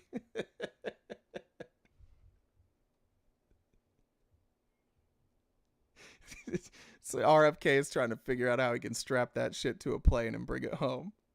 That's tough. That's a tough one. All right. And now here is, what's her name? Tiffany Justice. She's one of the co-founders of Moms for Liberty. And this was brought to her attention that in their very first newsletter, they quoted Schmittler. And so this is her attempt at walking this back, just so we're clear. This, again, most people with that newsletter would be like, you know what? We didn't see it. We're sorry. We never should have put that up there. Our bad. But not Tiffany. Not Tiffany. I don't know what to say. There is always a bridge. There is always a reason. There's always a reason why something happens. Right? Yes. One of our moms in a newsletter quotes Hitler. I stand with that mom. Sorry, we had Newsletter a- quotes Hitler. we had a- Right? One of our moms in a newsletter quotes Hitler. One of our moms in a newsletter, I don't know if she says quotes or praises Hitler, but it doesn't matter. And here's what she says. In a newsletter quotes Hitler. Do you hear the person woo? Do we hear this? Like, these are moms. Just hear it. In a newsletter quotes Hitler. We have people cheering that now. Yay, we're quoting Schmittler. By the way, we've got Esther 4:14 up here. We're doing scriptural stuff here. Over here on the right, we've got a picture of the Constitution. We got the preamble to the Constitution there. On the left, we've got the Liberty Bell. And we're cheering, quoting Schmittler. That's what we're excited about here. I stand with that mom. I stand with that mom. Standing ovation. Standing ovation. Look how excited. Well, maybe not standing. Sitting ovation. I apologize for saying they got off their asses. Sitting ovation for I stand with the mom who quoted Schmittler. This is the only organization I've ever seen that accidentally let out their anti-Semitism and their pro-schmatzy rhetoric, and they're like, yeah, that's what we're doing. We're doing that. Yippee! Yippee! Don't do that. These are the worst timed yippies. And now, just as a reminder here for everybody, before we leave the Moms of Liberty, the Florida-based conservative group Moms for Liberty has been designated as an extremist group by the Southern Poverty Law Center. In the SPLC's recent Year in Hate and Extremism report, Moms for Liberty was one of 1,200 hate groups documented in 2022. It was specifically labeled as anti-government extremist group and is one of the 702 identified across the United States.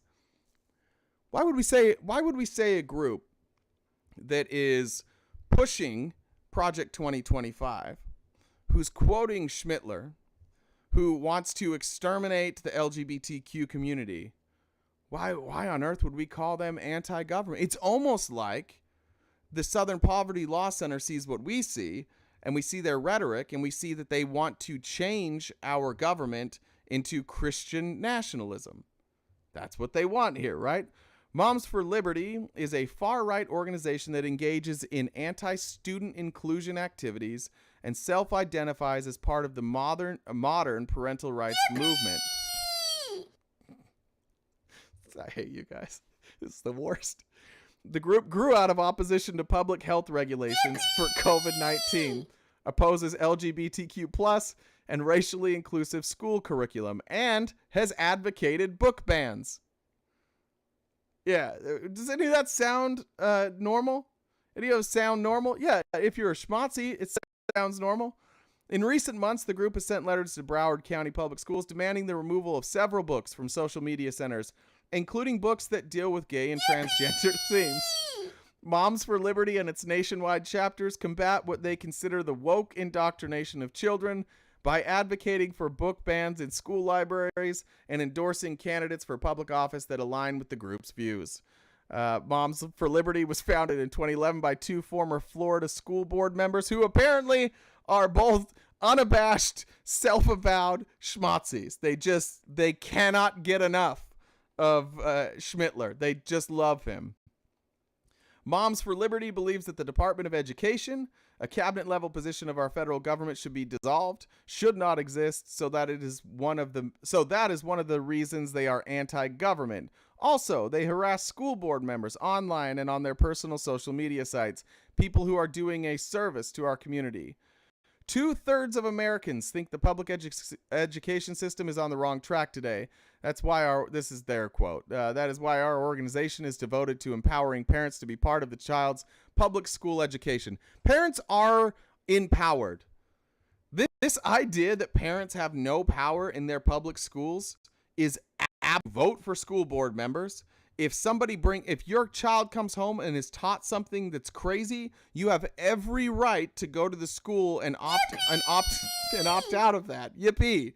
Yippee for opting out of certain things that are taught in schools. Yippee for that. To keep going, that is our fundamental goal, which began just 2 years ago when teachers unions locked students out of schools during the pandemic. Yeah, they didn't want to die. Weren't locking kids out of. What do you think? The teachers were just sitting in there like, whatever, reading books or whatever teachers do, watching MSNBC and MSDNC. What do you think? They just like the kids were outside, like, let us in. They're like, no, we don't want to let you in. We're school teachers. We want to be alone. We chose a job where we teach you guys every single day, but what we really wanted is to lock you guys out of schools. Empowering. So, but again, just to point out here, they were founded when they wanted parents who had children going to school that didn't want to keep other children safe.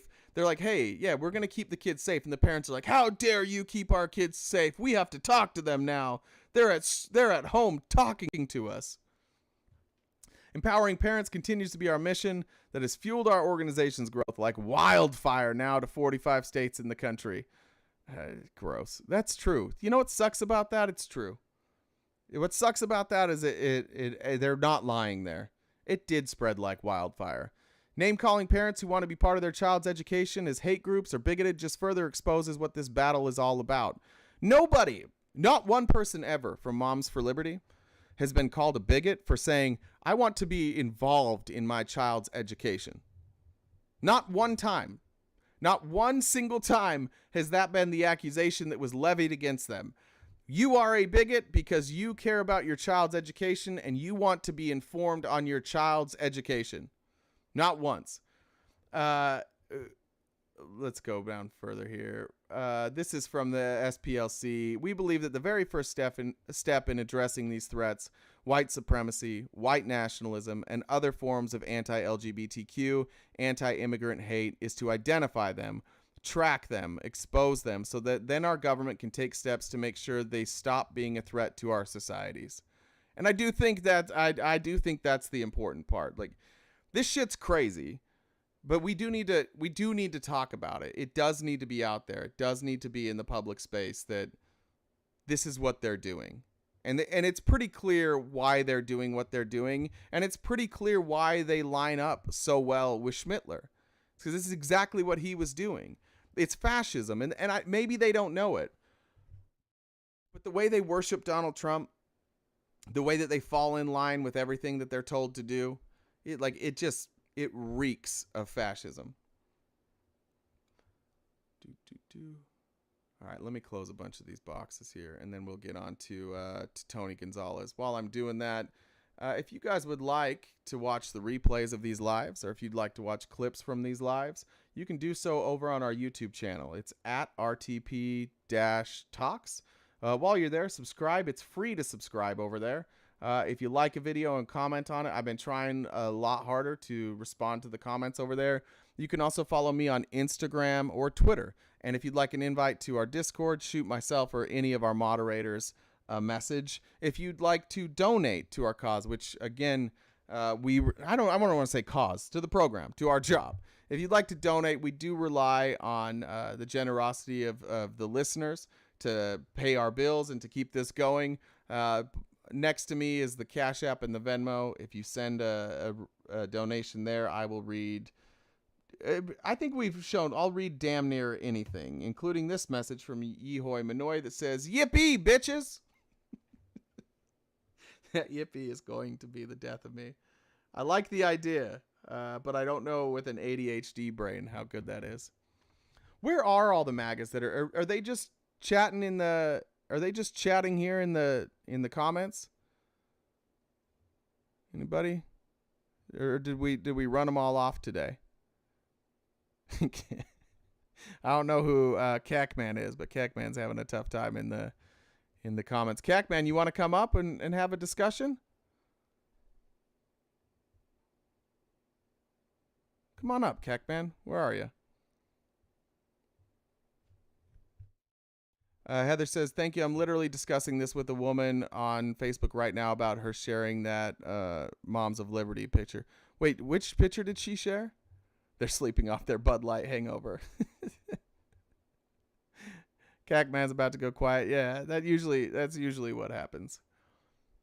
Or let me grab a drink real quick. Oh, she shared that picture? She shared the comment? That's crazy. Who sees that picture and thinks that's a good idea?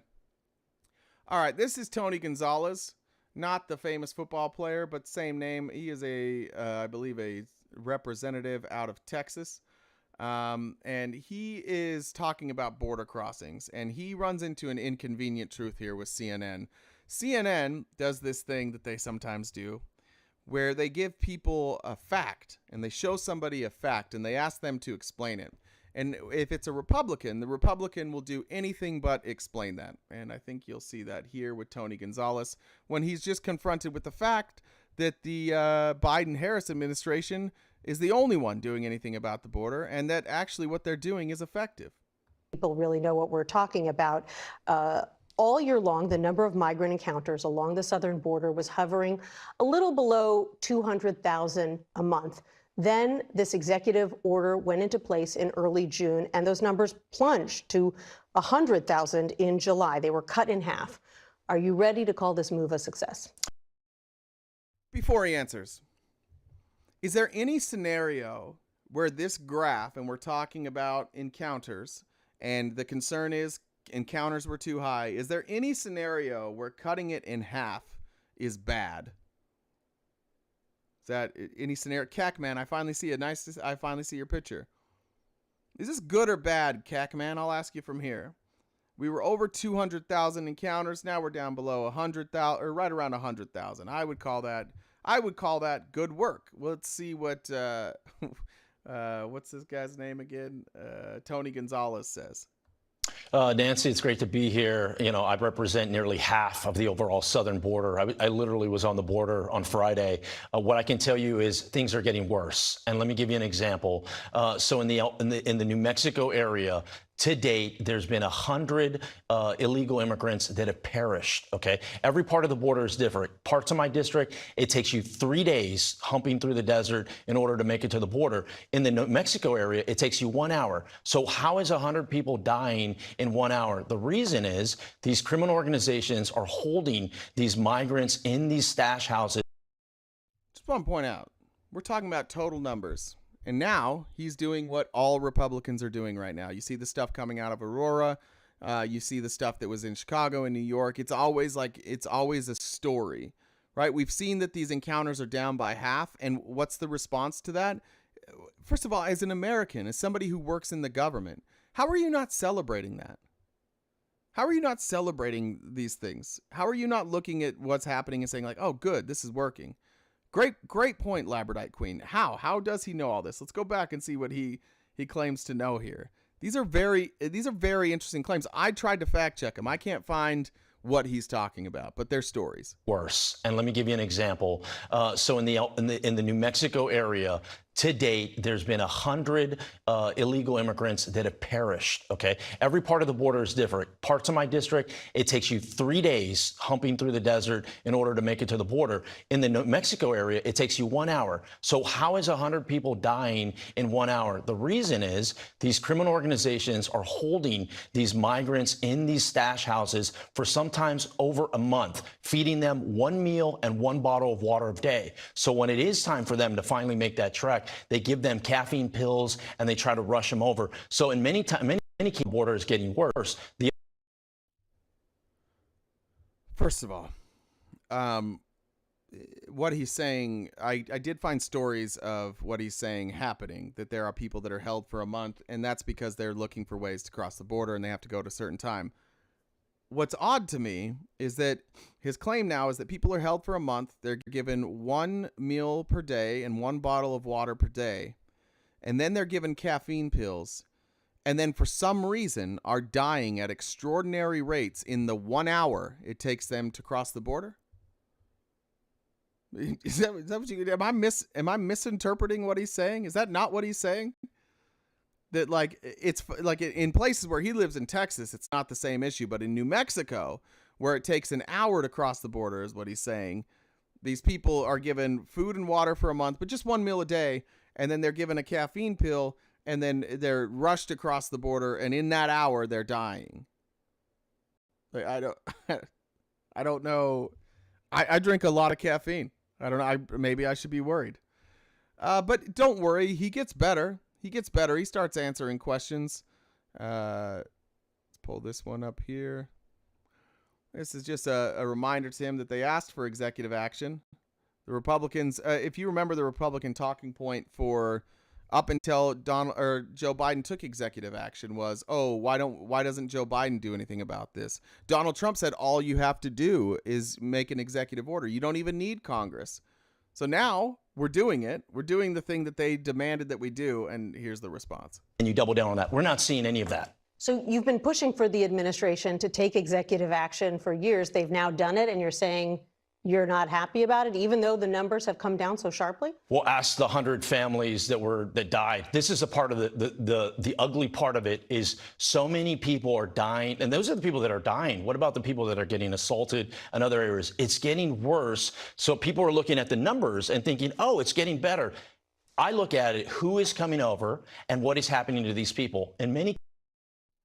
All right. So we have statistics on this, right? And the statistics aren't super clear. It's hard to get good statistics. We're taking guesses based on the number of encounters and the number of reported assaults, things like that, right? We can only base those numbers on the limited data that we have. But if there are less encounters and you were using that encounter number and you were factoring in the abuse numbers, that number being cut in half would mean less people are being abused. And this is the beauty of being a Republican, is that you don't really ever have to concede a point. You don't ever have to concede that something is working. All you have to do is find a story and tell people, well, because this story still is in existence, things aren't getting better. They're not headed in the right direction. Frankly, it's disgusting. And you should be embarrassed as Republicans that this is the best your folks can come up with. The best possible answer that they can come up with is, well, yeah, look, we know the numbers are going down, but there's still instances where bad things are happening, so we're going to continue to blame the Biden administration. Are we going to address the fact that Republicans killed a bipartisan bill that could have helped with a lot of this? No, we're not going to address that. Cases, these criminal organizations, these Tran de Agua, TDA, they're growing in prominence. These Venezuelan gangs, they're all over the country, and they're seeping their tentacles into our society. We have to get ahead of this, and we need real solutions. Right. That real solution is holding these people accountable, deporting people that aren't here, and double down on legal work visas, people doing it the right way. Right. So there are bipartisan proposals to deal with these very complicated problems you're describing. One of them was struck in the Senate, but former President Trump scuttled that deal, as you know. Do you wish that he would have allowed that to go forward? There were some positive things out of that, the border package that the Senate was working on, but there were some very negative things. I wouldn't have voted for that. You guys heard perfection is the enemy of good. Perfection doesn't exist in government. Perfection doesn't exist with bills. It never does. There is not a single bill that has passed in our lifetime that you couldn't look at and say, like, oh, I've got, like, this part's not perfect. But this is why I'm so frustrated with Republicans, is because when we have a real issue here at the border, there's stuff we can work on stuff. We can come together. We should all agree, whether you want more people in this country or not, we should all agree that people deserve to be treated with respect, and that our system isn't working. Our system is broken and it needs to be overhauled. We can all agree on that. But again, like, these guys are all saying, yeah, I understand that it was basically HR 2 with Ukraine funding and Israel funding. It was basically the same bill. But since there were problems, now I get to sit here and just blame Democrats and blame Joe Biden and pretend that any of this would be fixed by Donald Trump. Allowed that to go forward? There were some positive things out of that, the border package that the Senate was working on, but there were some very negative things. I wouldn't have voted for that. The reason I wouldn't voted for it, because it allowed 5,000 people to break the law before you enact it. The numbers should always be zero. We can both, and you double down on that. And this is where I get concerned about people in Congress. They are either lying or they don't know what the fuck they're talking about. That's where we're concerned. The numbers should always be zero. The number of people who approach the border and who are let in should always be zero. It's never been zero. Thank you. Yeah, it can't be zero. It's not zero. He doesn't understand what that 5,000 number is.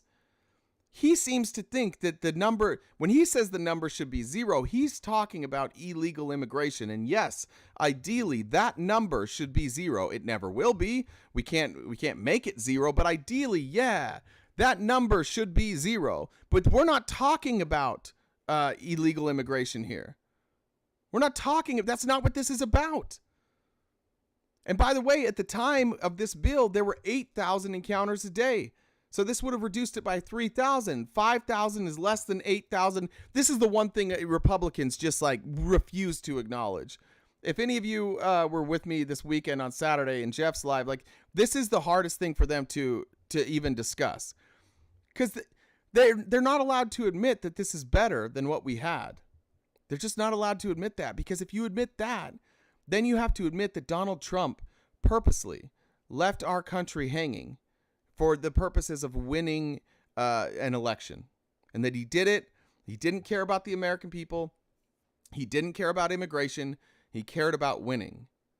That's why none of them are allowed to respond in a way that acknowledges this. Because the very next follow-up question from any journalist that has any ability at all is, okay, well then can you explain, if you think that was better, why did you guys let Donald Trump kill it? And they don't want that. They don't want that Donald Trump target on their back. Now, like this is when we're talking about politics. This is like we're leaving the issues now, and now we're doing politics. And the way that Republicans are forced to play politics is repeat what Donald Trump said. Or at the very least, defend what Donald Trump said. If you're not going to repeat it, come up with a different explanation, a good explanation that makes him look good for why he said and did the things that he did. There is no good explanation for why we don't have a border bill. There's only one explanation, and that explanation is Donald Trump. He didn't want Biden to get a win, and now Harris. He just didn't want anybody else to get a leg up. This is not a person that cares about what's best for the country. By the way, if Donald Trump was even relatively intelligent, and if he even had the slight ability to check his ego, what he could have done is went to Joe Biden and said, look, I can kill this bill. I can kill it. I'll kill it in the House. So here's what I want. Like, I want credit. And I also want whatever. Maybe we make that encounters 4,000.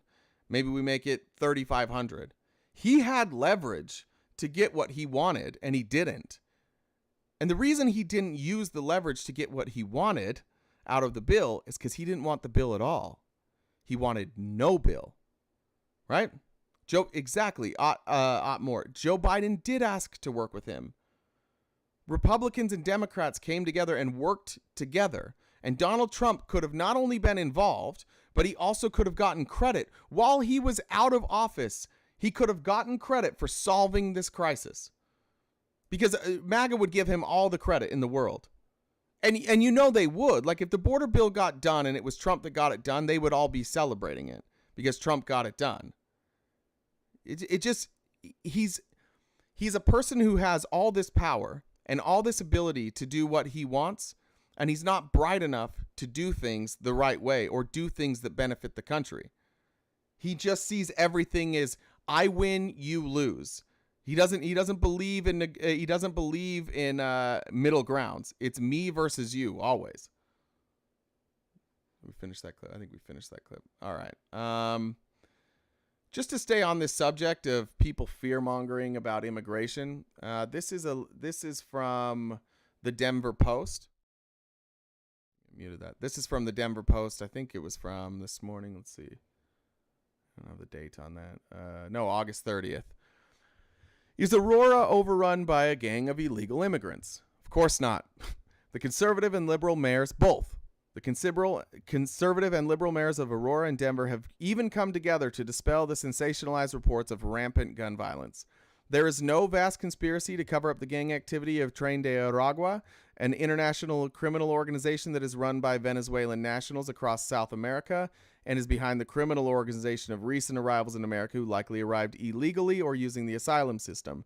The Denver Post and other mainstream outlets have covered the emergence of this gang in America, but also have maintained perspective on the size, threat, and activities of the gang, unlike some who are using incidents in Aurora and Denver to fuel fear of Venezuelans and asylum seekers. Others, like the owners of an apartment beset with crime in Aurora, are using the gang as a scapegoat for the unsanitary, unsafe, and unhealthy conditions of their apartments that were condemned by the city this month. Interesting, right? The city has already said, like, you got to do something about this, and now these apartment owners are like, oh shit, we got an out here. We're going to blame the Venezuelans. It's all the Venezuelans. It's not that we didn't invest in this. It's not that we created unsafe living experiences for all these people. It's the Venezuelans. The videos of men armed with semi-automatic long guns and pistols in the hallway of an apartment complex and during a violent armed burglary at a Denver jewelry store are unnerving. But they'd be unnerving regardless of the race or nationality or immigrant status of the wielders. I'd like to point out that everything I've seen, and maybe we have some new evidence on this, but I haven't seen anything backing up the claims that the people in the videos were Venezuelan gang members. Have you? Have you guys seen that? Admir claims he lives 6 minutes away and both sides are lying. That's what I was told. Is that right, Admir? What's up, RTP? Hey. Yeah, man. So, yeah, that's why I say I always call bullshit on both sides. So yesterday I went down there and actually went live for a little bit. So the 81s did show up, but we were told basically some bullshit stories. Wait, the who? The 81s? Yeah, they're called the 81s, the Hells Angels and the Mongols and all of that. So they did show up, not in the amount that everybody is talking about, but they did show up. What we do know is that that particular group was trying to extort some people, and what we don't know is that the people who were trying to be extorted, there are claims out there that these people were actually connected to these Venezuelan so-called gangs. Are you saying extortion? So, are you talking about like the robbery in the jewelry store? Are you talking about the apartments? That's two different incidents. The jewelry store happened prior when the apartment. So you're talking two different instances. Yeah, I know. I'm just wondering what the extortion part. I'm not sure what you're talking about. So the claim is that when you see the video, there's five guys coming in there with pew-pews. So they try to go extort people for the protection. That's the claim that the both right and the left made a claim. They were like which is not true at all. They were door to door like protection. Yes, which is not true at all. Rackets? Okay. Yeah, that wouldn't. Yeah, which is not true at all, bro. Which is not true at all. And I'm embarrassed for my side because you know how everybody goes and they'll tell you what you want to hear. So I'm just here trying to clear it up. Everything that you heard on the news, in my opinion, it's BS because they're not getting the full story from the residents, nor from the Kaufman or Pelosi. And you live in Aurora or somewhere nearby? Yeah, I live 6 minutes. Yeah, I live 6 minutes away. All right. So are Venezuelan street gangs taking over Aurora? No. And that's the thing that I was talking about my live today is no, they're not. And it's the same issue as we had down in it's called the Federal Heights. You'll have some people come in and do some nefarious things, but no, they're not taking over. And all this drama that's going on from my side, I gotta start calling out on that bullshit. It's not coming out. How many? You have selective people that are coming in, sure, but no, it's bullshit.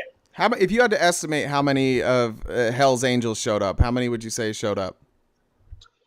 I'd say anywhere between maybe 20, 25 81s, and then you had a good amount of Mongols, which was really weird because they are top rivals. I mean, if you know anything about them too. Yeah, isn't that who had the shootout in Laughlin, Nevada? Yes. You remember that? Okay. Yeah. So they actually stood together, which was the weirdest part because nobody would ever expect them to stand together. What did they do? And so it was kind of deterrent. Basically, what they were trying to do is just go in there and be like, okay, well, if Kaufman and the government aren't going to do nothing, well, here we are. If you want something, you can come against us. And the weird part is RTP is as soon as they announced that they were going to show up, that's when the government of Colorado came out with a tweet saying, okay, well, now we're taking this serious and we're going to do something about it. So it was basically like a deterrent. There was a little bit scuffle between some of them and the Venezuelans, but nothing too serious. Nothing too serious at all. Okay. So I just wanted to clear it up, bro. That, what you hear. Does this at all make you question some of the other stuff that maybe you hear from your side that we on our side we're like, that's not true? So the thing is, so if you look at if you watch the news, if you watch both sides, Democrat and Republicans, they'll try to fit their narrative, which is understandable. But if you actually put boots on the ground, like I did yesterday on my live, and I went down there and I said, here's the building, here's what's actually going on. You didn't see half of the stuff that they were reporting at all. And all that. So I think it's the fear mongering from both sides. So you would say the reporting was more outrageous than what you were seeing on the ground? Yes. The national news just blew this up. I think they blew it way out of the water. Why do you think they blew it way out of the water? Why do you think they did that? I think I know where you're going with this, RTP. I know where you're going. This isn't the first rodeo. Listen, I've said it all along. I'm just wondering, why do you think they're I mean, they all seem to be in lockstep about this lie. I wonder why. Why do you think they're doing that? Well, all right, okay, I'll come on. I think what I have a problem with my side is they'll take this one piece and they'll run with it. They'll take a mold and just run with it. That's why I get so much hate, because I will say how it is, and I don't give a shit. I don't do this for a living. I don't do this shit for popularity. I will say how it is. So I think what Republicans did was they took one piece and they ran with it, and now the whole world is talking about it. And I do not like that at all. And so, yeah, I think it was all politicized. Why do you think they chose to do it with these particular people? I mean, violent crime happens all the time, right? Somebody brought up earlier, I'm a 49ers fan. One of the players of the 49ers was shot in San Francisco, but they didn't make that into a national story about like our country falling apart. Why do you think they chose these particular people? Well, so there was another incident in Fort Collins not too long ago where Venezuelans were involved, but you didn't hear nothing about it. There was actually 2 unalivings that happened. You didn't hear nothing about it. So the question that I always brought up is, why is this happening right now? So if you look at it, Denver is a sanctuary city. Now, $1.7 million was taken to help out with the sanctuary, with the bedding and food and all of that. So why is it coming out just now? That's the question that I have, and I can't come up with an answer. I really can't come up with an answer.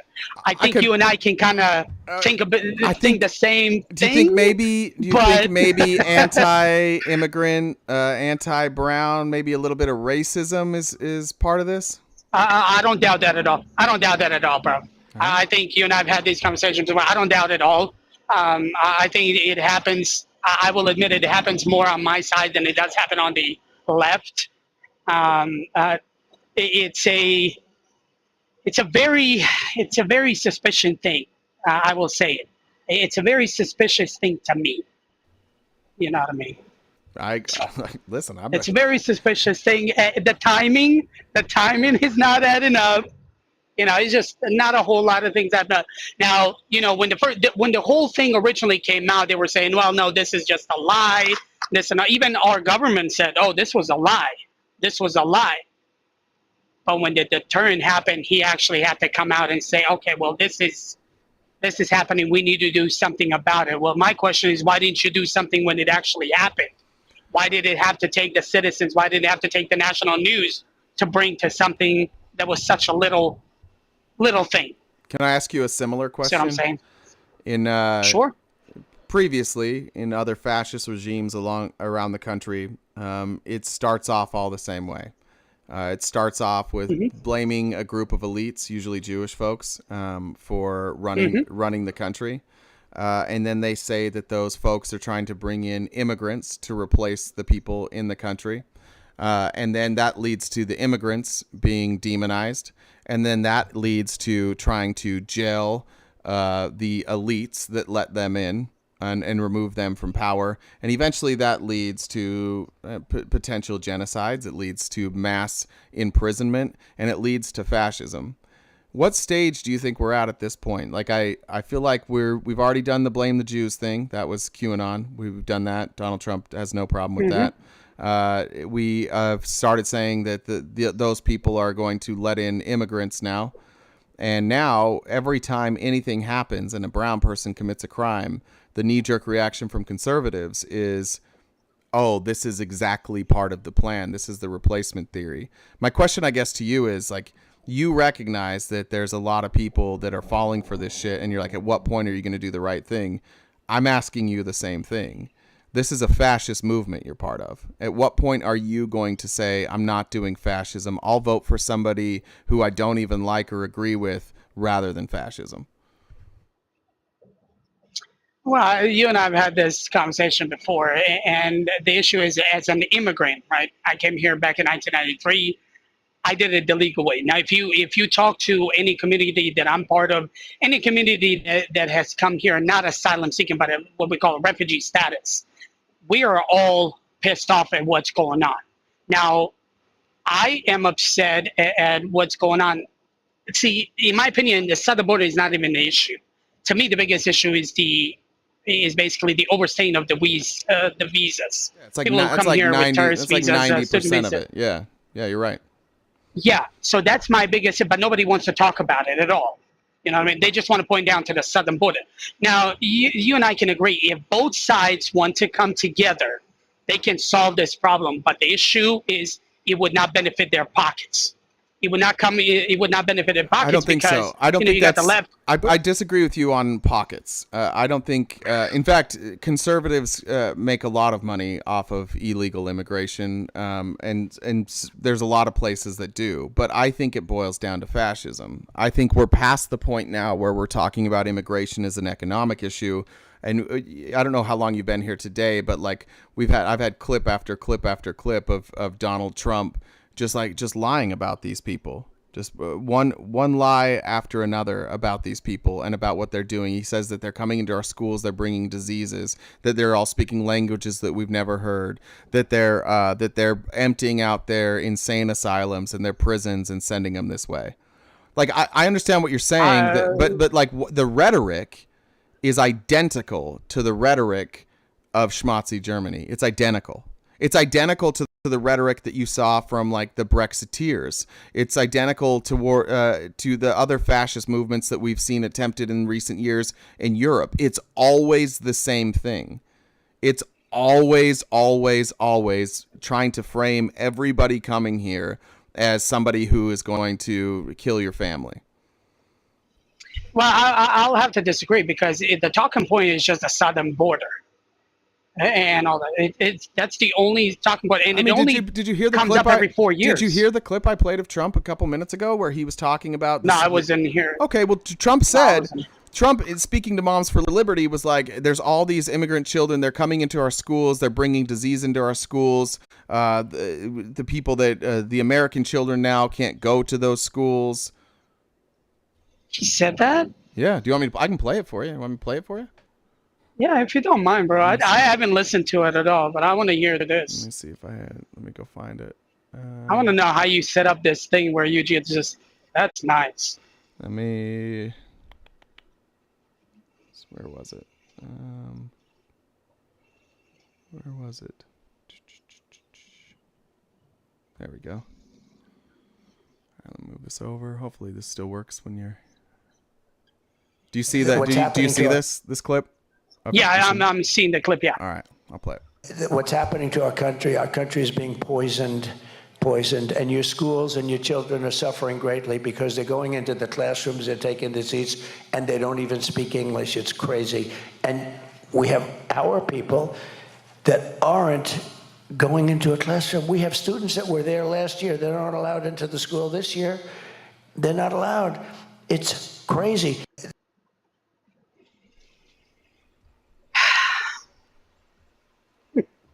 This motherfucking. I just wish sometimes that this motherfucker. Oh, RTP, God bless him. Just saying. Tell me that doesn't sound. Tell me that doesn't sound like fascism. Like it.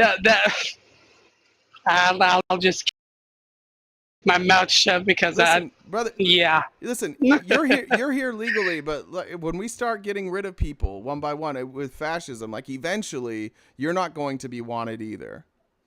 Eventually, they'll find a way to not want you either. Well, so that's that. I kind of have to disagree with you because that's that fear mongering that the left likes to do. Well, if he gets in, he does this, he'll deport. No, not him. We know that. Not him. So, but just to be clear, I'm saying if we brought in fascism, it's positioned like the whole point of fascism is to be divisive, right, and consolidate that power. And basically, in fascism, every time somebody starts questioning the power, they break that person off, right, and the power gets more and more centralized. Right, so just the fact, so the fact that one, you're an immigrant, and two, at least in some ways, you're willing to challenge the narrative that's being put out. Like you went down and you challenged the narrative yourself. I've seen you do it on other lives with your Republican friends. Like eventually, they don't want you anymore because like you're not just following orders. Yeah, well, I mean, listen, dude, I got so much hate for challenging with the whole Arlington Cemetery thing and all that you wouldn't even believe. I got so much hate, and I'm like, listen, if you're going to give me that hate for challenging you and actually calling out the bullshit, well, then I'm here for it. I don't really give a damn. But to go back to that immigration thing, my stance on it is this. What both sides need to do come up is a way to figure out a way how to let these people in to work because we got plenty of jobs, we got plenty of spaces. Okay, so then why would you support the guy that wants to deport everybody rather than do amnesty? Well, and that's why I was hoping you would ask that. So remember in 2018 when he asked, yeah. So remember in 2018 when he asked for, I believe it was 25 or 28 billion dollars for the wall in exchange for 1.6 million DACA recipients, amnesty for them. Yeah. Pelosi and Schumer turned it down. Now, why would they turn that down when 1.6 million DACA recipients who have been here for years and years could have gotten their amnesty for $25 billion or $28 billion? Why should there? So that goes to question. Why should DACA recipients have to be negotiating tools? I think that if I remember right, I'd have to go back and like check it. But if I remember right, like that wasn't the only part of the negotiation. But like, do you understand like the inhumanity of negotiating whether or not people can stay somewhere? They like, and it's a negotiating piece. Like, well, some of you are going to be able to stay if we build this wall. I mean, that's I've said it all along, bro. Wall doesn't work. I know, and it's dehumanizing to treat people that way. I'm not disagreeing with you, bro. You and I have had this conversation, bro. I'm not disagreeing with you. I'm looking at from my standpoint as how I had to come here and what I had to go through. And it's kind of not fair to the ones who came here the legal way, who have fought for years and years, spent thousands and thousands of dollars. I mean, RTP, I don't know if you know, I just got my citizenship 2.5 months ago on a live. Yeah. I mean, I did my civic test and everything on the live. It took me 30 years. Now, granted, you know, I've had some issues and everything, so I had to get that. But it cost me over $150,000. Now, imagine Trump had stepped into office before you got your citizenship. You'd been here for 28 years and you were doing all that work, and then they just got rid of you. Nah. Over. Listen. You know what I mean? Like, that's what he wants. I'm just saying, like, I understand, like, maybe Democrat policies aren't for you. Maybe you think we're too close to socialism, whatever it is. There are thousands now of people who publicly have said, like, I was a Donald Trump supporter. I held office in the Republican Party. There's 200 that signed a letter, 200 elected Republicans saying, I don't really like what Kamala's saying, but I choose this over fascism. Like, this is one of those times where, like, the American people need to not be selfish and say, like, do we really want to hold a grudge with the opposing party over fascism? And I would like to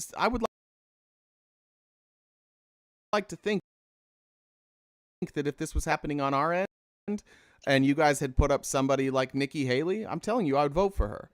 I would vote for Nikki Haley over a fascist. You vote for Nikki Haley? Over a fascist? 100%. If Joe Biden was out here saying this rhetoric about immigration, I would absolutely vote for Nikki Haley. Now, I wouldn't vote for Trump because I think they're both fascists and Trump is more violent a fascist. Most of them. Almost all of them, actually. Wow. I haven't heard you say that before, but I mean, I see your point. I mean, look, ask my chat. I'm way too friendly about Mitt Romney in here. I'm way too nice about Mitt Romney here. I get in trouble all the time because I like Mitt Romney. No. Alive, because you and I have had conversations before, and not, we've never raised our voices. We've never cursed on one another. We've never done all this. We'll disagree, but we'll do it. Yeah. Well, yeah, exactly. But the issue that I have is if I tell you my side of the story and you tell me my side of the story, we never can come to an agreement.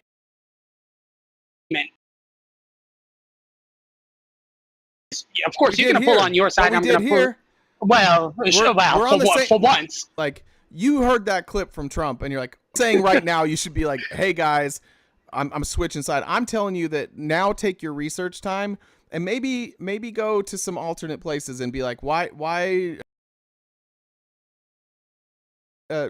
maybe just search like trips or clips that make Trump sound like a fascist and just go listen to some of them. Yeah. And think like, no, I'm definitely going to do it because like I said, I did not hear that clip. And when I heard that, that's why you heard me say, oh, fuck. Like, like, did he just really say that?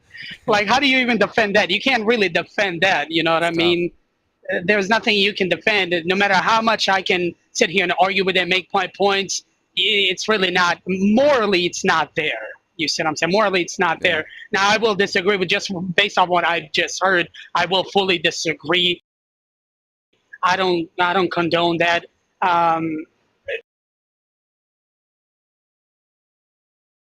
The thing that I can never understand is why is the southern border always an issue every 4 years? Nobody wants to talk about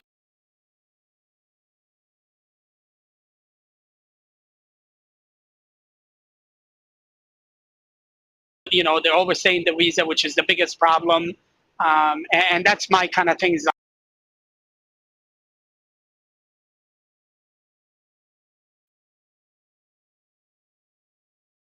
The elections are coming up. Well, in all fairness, we actually tried to deal with it's everything they wanted out of HR2. When I got 22 I know somebody said as the amnesty for the people that were already here. In HR2? HR2 is the Republican bill that came up through the House. I don't think there was amnesty in there. Okay. And then the other bill that we're talking about is the Senate bill. I forget what it's called, but it was written by James Langford. So the bill that I'm talking about was Langford bill. But they took most of HR2. So HR wasn't going to pass. So they took parts of HR2. I don't remember amnesty being in there, but it's been a while since I've read it. Yeah, and that's why I said I was just listening and somebody brought up the amnesty. That's the little number one reason why Johnson wouldn't even, bring it up is because I guess they wanted the amnesty for all people that were here. That was one of the stipulations. Yeah, so that's why I didn't know if you read it. Johnson can say that all he wants, but we know why the bill was killed. It was killed because Donald Trump didn't want it. That's why. No, no. Thank you for letting me up on all that, man. And like I said, I'll try to do everything I can on my end. And listen, man, we'll actually have a damn conversation instead of, what they do on both sides. Yeah. Sorry, I don't know. Can you hear me still? My camera. I can hear you. My camera seems to have gone out, and I think some people can't. So, all right, cool. All right, buddy. We'll talk to you again soon. Yeah, bro. All right. Yes, sir. Stay safe. Bye. Bye. Sorry, guys. I don't know what's going on with my camera. Can you guys hear me? Can any of you guys hear me? The audio you said is low. I can turn the audio up. I don't know what happened to the camera. Let me...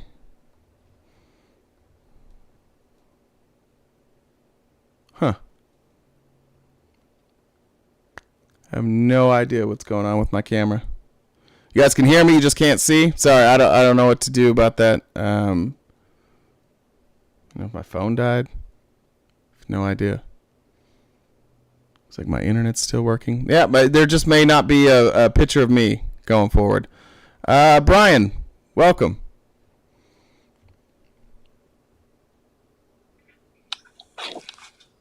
Hey, Brian. Brian.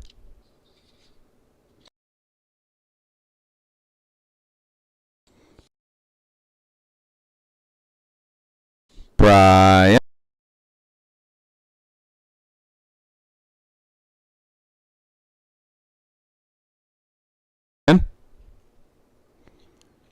Too loud. Brian.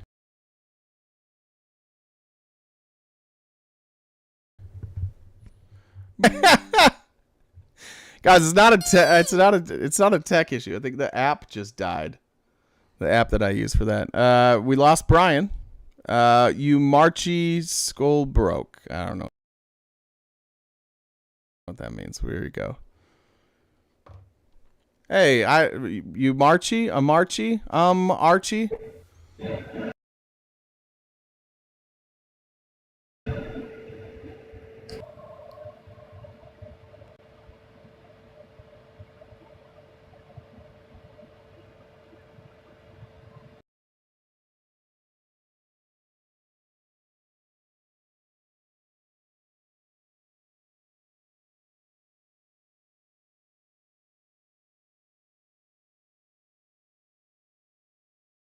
Crashing now. Good. You said the picture's just slow. Let me switch scenes and see if that fixes it. See if that does anything. Sorry for those of you that are in the box. For any of those that Brian or Marchy, if you'd like, every time I see a Republican put a picture of Joe Biden on the beach and get mad about it, it makes me smile inside. I'm so happy that it bothers people that Joe Biden is on the beach. Could be. I'm not on Wi-Fi, guys. I'm on a direct connection. This is all bad. Let's see what Jen has to say. Let me pull up my Discord. Phone's fixed. I don't know what to tell you guys. We're still learning. This is exactly what we were talking about when I said we were going to make some mistakes coming up. This is what we were talking about. It's good now? All right. It's good now. We'll go. There's nobody else in the box. Let me see what I have to cover. We have 25 more minutes. Oh, yeah. This is just... I don't know if any of you guys are going to care about this at all. But this made me happy. Somebody, I don't remember who it was. Every once in a while, we'll get attacked by somebody on the left, saying like, "Oh, what about Jill Stein?" I don't know if you guys saw this. This is AOC. She had a message about Jill Stein, and at first I thought she might be high because of the camera. But this is actually just an excellent point about Jill Stein that I thought AOC made here. Y'all, this is a little spicy. But I have thoughts. That's why I thought she sounds high a little bit, right? I feel like I should save this for a live. I'm not coming for people who are thinking about this. I'll talk to you. What I have a problem with is the fact that if you are running for president, you are the de facto leader of your party. And first of all, trust me on this. I run as a third-party candidate in New York. I'm also run as a Working Families Party candidate in addition to running as a Democrat. Because trust me, I've been on record about my criticisms of a two-party system. So this is not about that. But you are the leader of your party. And if you run for years and years and years and years and years in a row, and your party has not grown, and you don't add city council seats, and you don't add down ballot candidates, and you don't add state electeds, that's bad leadership. And that to me is what's upsetting. I just want to say, I don't think we talk about leadership enough. We talk about leadership in terms, Republicans talk in leadership in terms of like, oh, Donald Trump's a strong man and he has all this energy and he has big crowds. But like true leadership is growing the party. If you want to talk about true leaders, Donald Trump has shrunk the size of their party. or at the very least, he's slowed their growth. The base has shrunk. Jill Stein is staying at the same level. I don't remember if it was on this live or another live, but somebody's like, why not support Jill Stein? It's like, why would I? Why would I? Like, Jill Stein needs to step aside. At least the libertarians, for everything you can say about libertarians, at least they have a convention, and at least they bring up new people, and they don't just keep trotting out the same tired person, the same tired ideas over and over and over. Because if you have been your party's nominee for 12 years in a row, 4 years ago, and 4 years before that, and 4 years before that, and you cannot grow your movement pretty much at all, and can't pursue any successful strategy, and all you do is show up once every 4 years to speak to people who are justifiably pissed off, but you're just showing up once every 4 years to do that, you're not serious. You're not to me, it does not read as authentic. It reads as predatory. I'm sorry. I'm just saying it. Because as a person, I endorse Working Families Party candidates. I endorse DSA candidates. I take risks, and I endorse even in primaries against Democrats when it's merited. What is this person? I just thought that was really powerful. And this is somebody who clearly tries to advocate for more than two parties. It's somebody who advocates for ranked choice voting. But like, if we had ranked choice voting, Jill Stein would probably come in dead fucking last. Like, she'd be behind Mickey Mouse. She doesn't have support. I've heard her speak. She doesn't move me. And in fact, she comes off to me as incredibly phony. Like, Jill Stein to me comes off is a motivational speaker that like only performs in front of crowds of like 100 people. She has a successful enough career and enough of a cult following, not cult following, but enough of a following that she can travel, she can get paid to speak, but it's not big events. Like, Green Party people mostly are like people who are liberals who are frustrated with not having a liberal option. And I get that, especially going to John Kerry, to Hillary Clinton, to Joe Biden. I get it. I can understand liberals being frustrated, and I understand them going and supporting Jill Stein. But like, we've done it.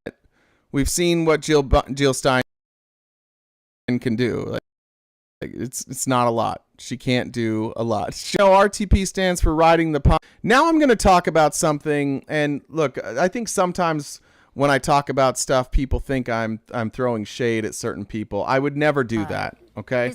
I would never, ever, ever throw shade at somebody for accusing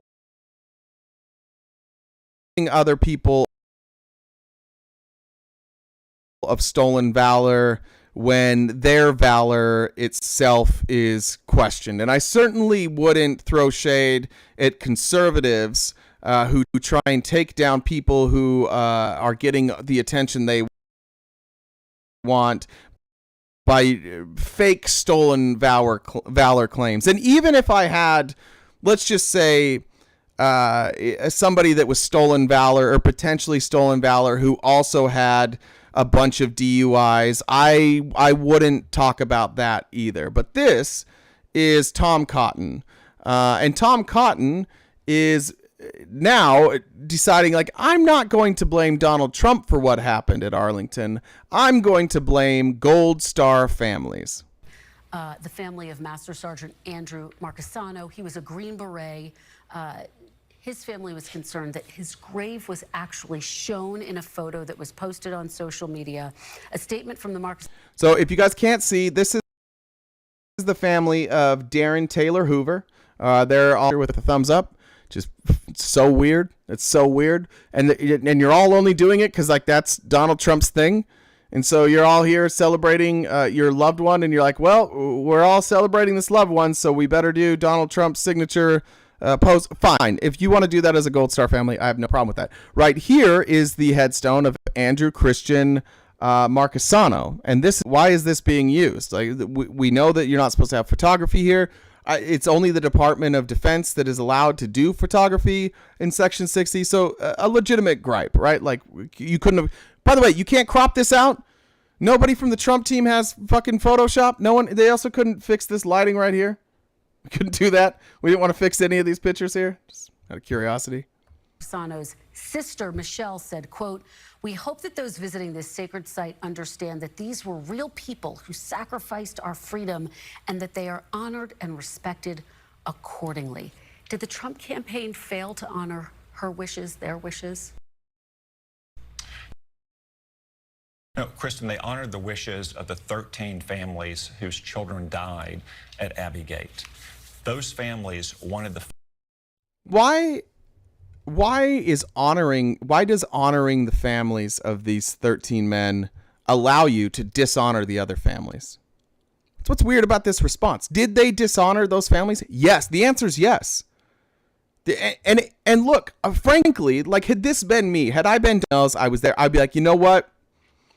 Yeah, we fucked up. We shouldn't have done that. But with Donald Trump, you're not allowed to ever say, like, we made a mistake. So they're going to trot out Tom Cotton here. And Tom Cotton's just going to be like, yeah, fuck the dead people whose families don't vote for Donald Trump. Honor her wishes, their wishes? No, Kristen, they honored the wishes of the 13 families whose children died at Abbey Gate. Those families wanted the photos. They told me yesterday that they specifically asked President Trump for the photos. Obviously, headstones at Arlington are close to each other. And when you take a photo of your loved one, when you take a photo of your loved one, then other headstones are going to be present as well. Frankly, I think it's pretty disappointing that the New York Times went and found a family whose headstone was featured in that photograph of another Gold Star family, and then went to them to try. Yeah, it's the New York Times fault, right? So here's the hypocrisy here. We know that this photo exists, not because the family pushed these photos out. It's because Donald Trump used it for an ad. That's why we know these photos exist, right? It wasn't the family that put it out and we got wind of it and it came out. No, Donald Trump used the photo. So it's okay for Donald Trump to use the photo to promote himself. But what it's not okay for is for the New York Times, actual journalists, to say, oh, there's two headstones there. Are these both of their families? That's not a member of their family. Let's find out if they had any thoughts. That's a problem. But Donald Trump literally using this as an ad, no problem for Tom Cotton. Try to embarrass the Gold Star families who wanted President Trump. Very quickly, have you had any... And that's what it was for. We were trying to embarrass the Gold Star families, right? That's clearly why we did this. Now, you may say, hey, Jay, that wasn't stolen valor. Why did you bring up that sometimes people claim stolen valor even when they themselves have questionable valor and they themselves have multiple DUIs and they themselves say that once you have an abortion, you should be sterilized, and who maybe they themselves say if you have mental disabilities that you should be thrown off a cliff. If somebody like that existed, I don't know if anybody like that exists, but if somebody like that existed, you're saying like, well, we wouldn't do that. Well, there's somebody else that exists in the same way. In the same way that hypothetical person that definitely we don't know if exists. Tom Cotton exists in that same way. Tom Cotton, you see here from Rolling Stone. Damn it, I can't log in there, but we don't need it. Tom Cotton bragged he was an Army Ranger. He was not. Tom Cotton, the infamous author of the New York Times op-ed calling for troops to break up Black Lives Matter protests, has lied about details of his military service, according to an investigation by Salon's Roger Solenberger. I can pull that up another time if we want, but my Rolling Stones free options are gone. But that's Tom Cotton. Tom Cotton doesn't give it... Sensitivity is so common. Immediately it feels like, somebody's... Teeth sensitivity is very common. I just want you guys to know that teeth sensitivity is a real problem. I wanted you to know that. So it's just ironic, like the amount of stolen valor from the right. And by the way, the same people who are lying, and by the way, the same hypothetical content creator, conservative content creator, also did this with Tim Walz and also got that wrong. No surprise. No surprise that the guy who got the Tim Walz stuff wrong also got this wrong. But there's stolen valor all over the Republican Party. They're all stolen valor. Every one of them. They're all the ones talking, the ones that actually served and actually aren't hyping up what they did, aren't lying about their credentials when they served. They're all being quiet about this. They're not talking about this. It's interesting to me. It's interesting to me that the people who mostly claim stolen valor have a history with lying themselves. They have a history of lying about their accomplishments. They may have a history about lying about what they do for work. Like, let's just say they work for like a solar company, and they were a door-to-door salesman for years, and now they've moved up in a solar company, and they position that as, I do international trade deals.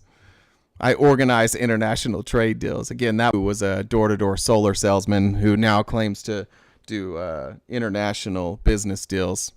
We wouldn't want to bring that up, I don't think, would we? We would. What time was it? 12. I was wondering if this was going to be enough for a full show, and I think we have it. Let me see what this one was.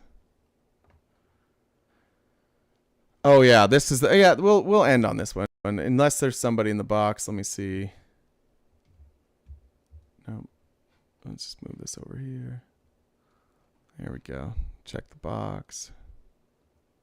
Box is empty. Republicans are quiet today. All right. This is from the Washington Post from this morning. Trump eyes a plan that may give Elon Musk a role in auditing U.S. agencies.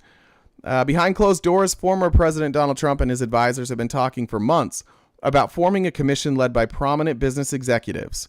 It sounds good, right? Why wouldn't we do that? To comb through the government books to identify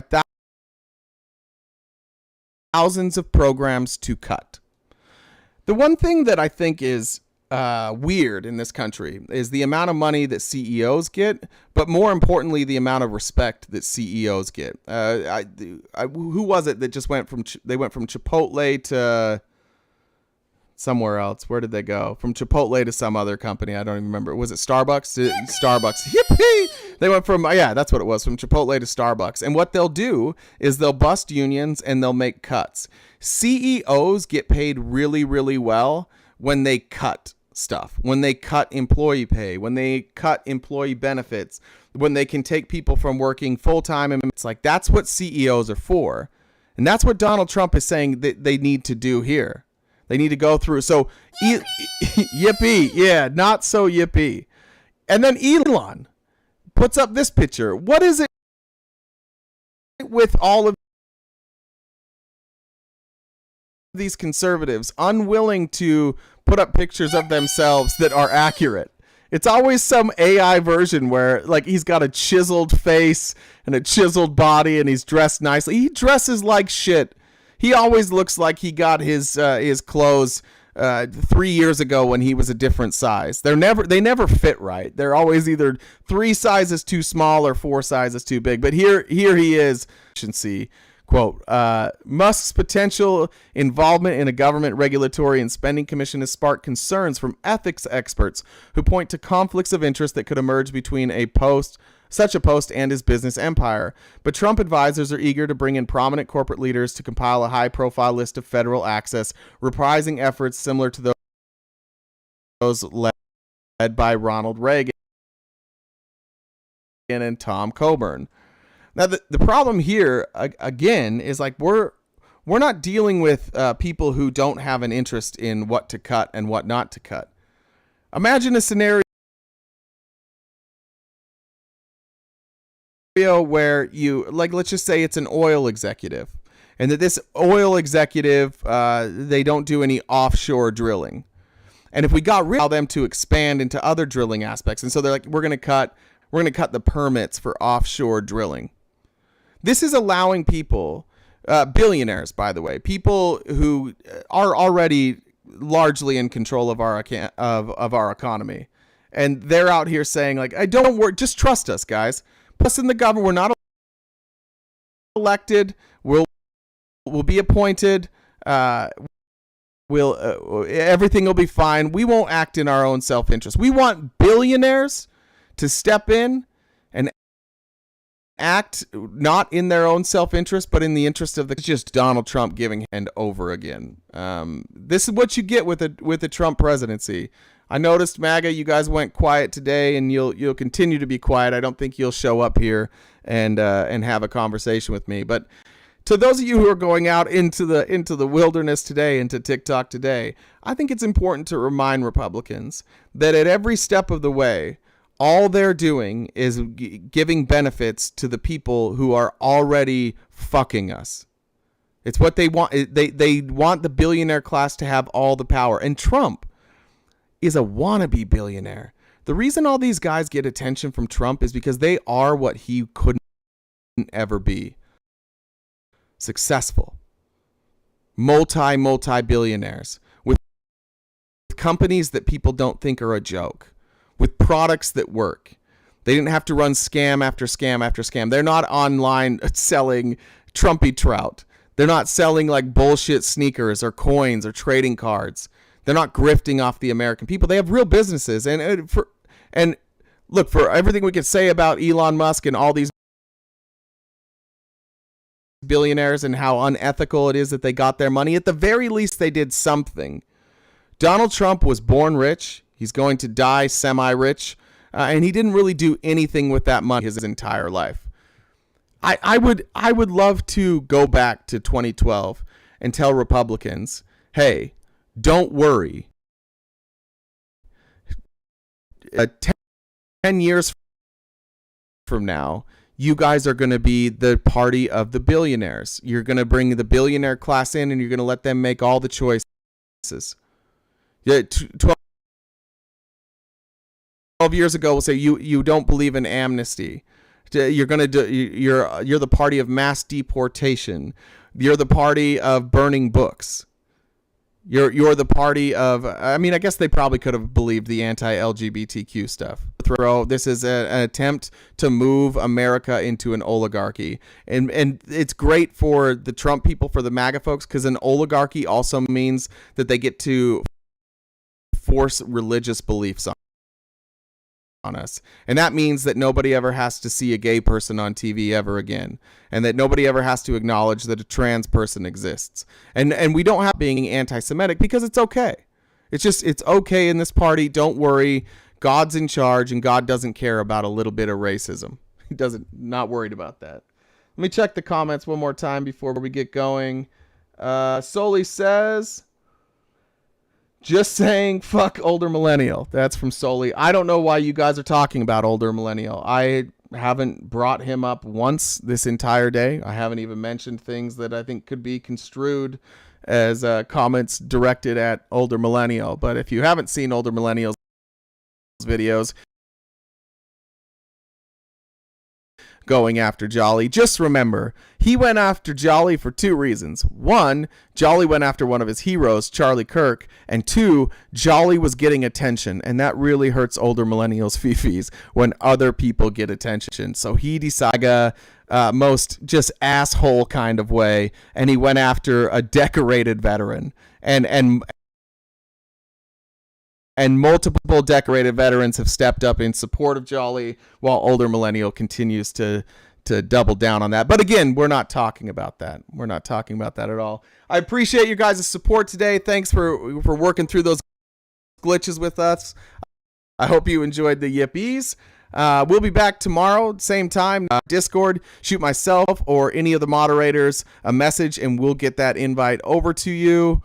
Enjoy your Labor Day. I hope you guys got the day off. If you don't, tell your boss to get fucked and go home anyways. We'll see you guys in the morning. Yippee! Yippee! That's perfect time.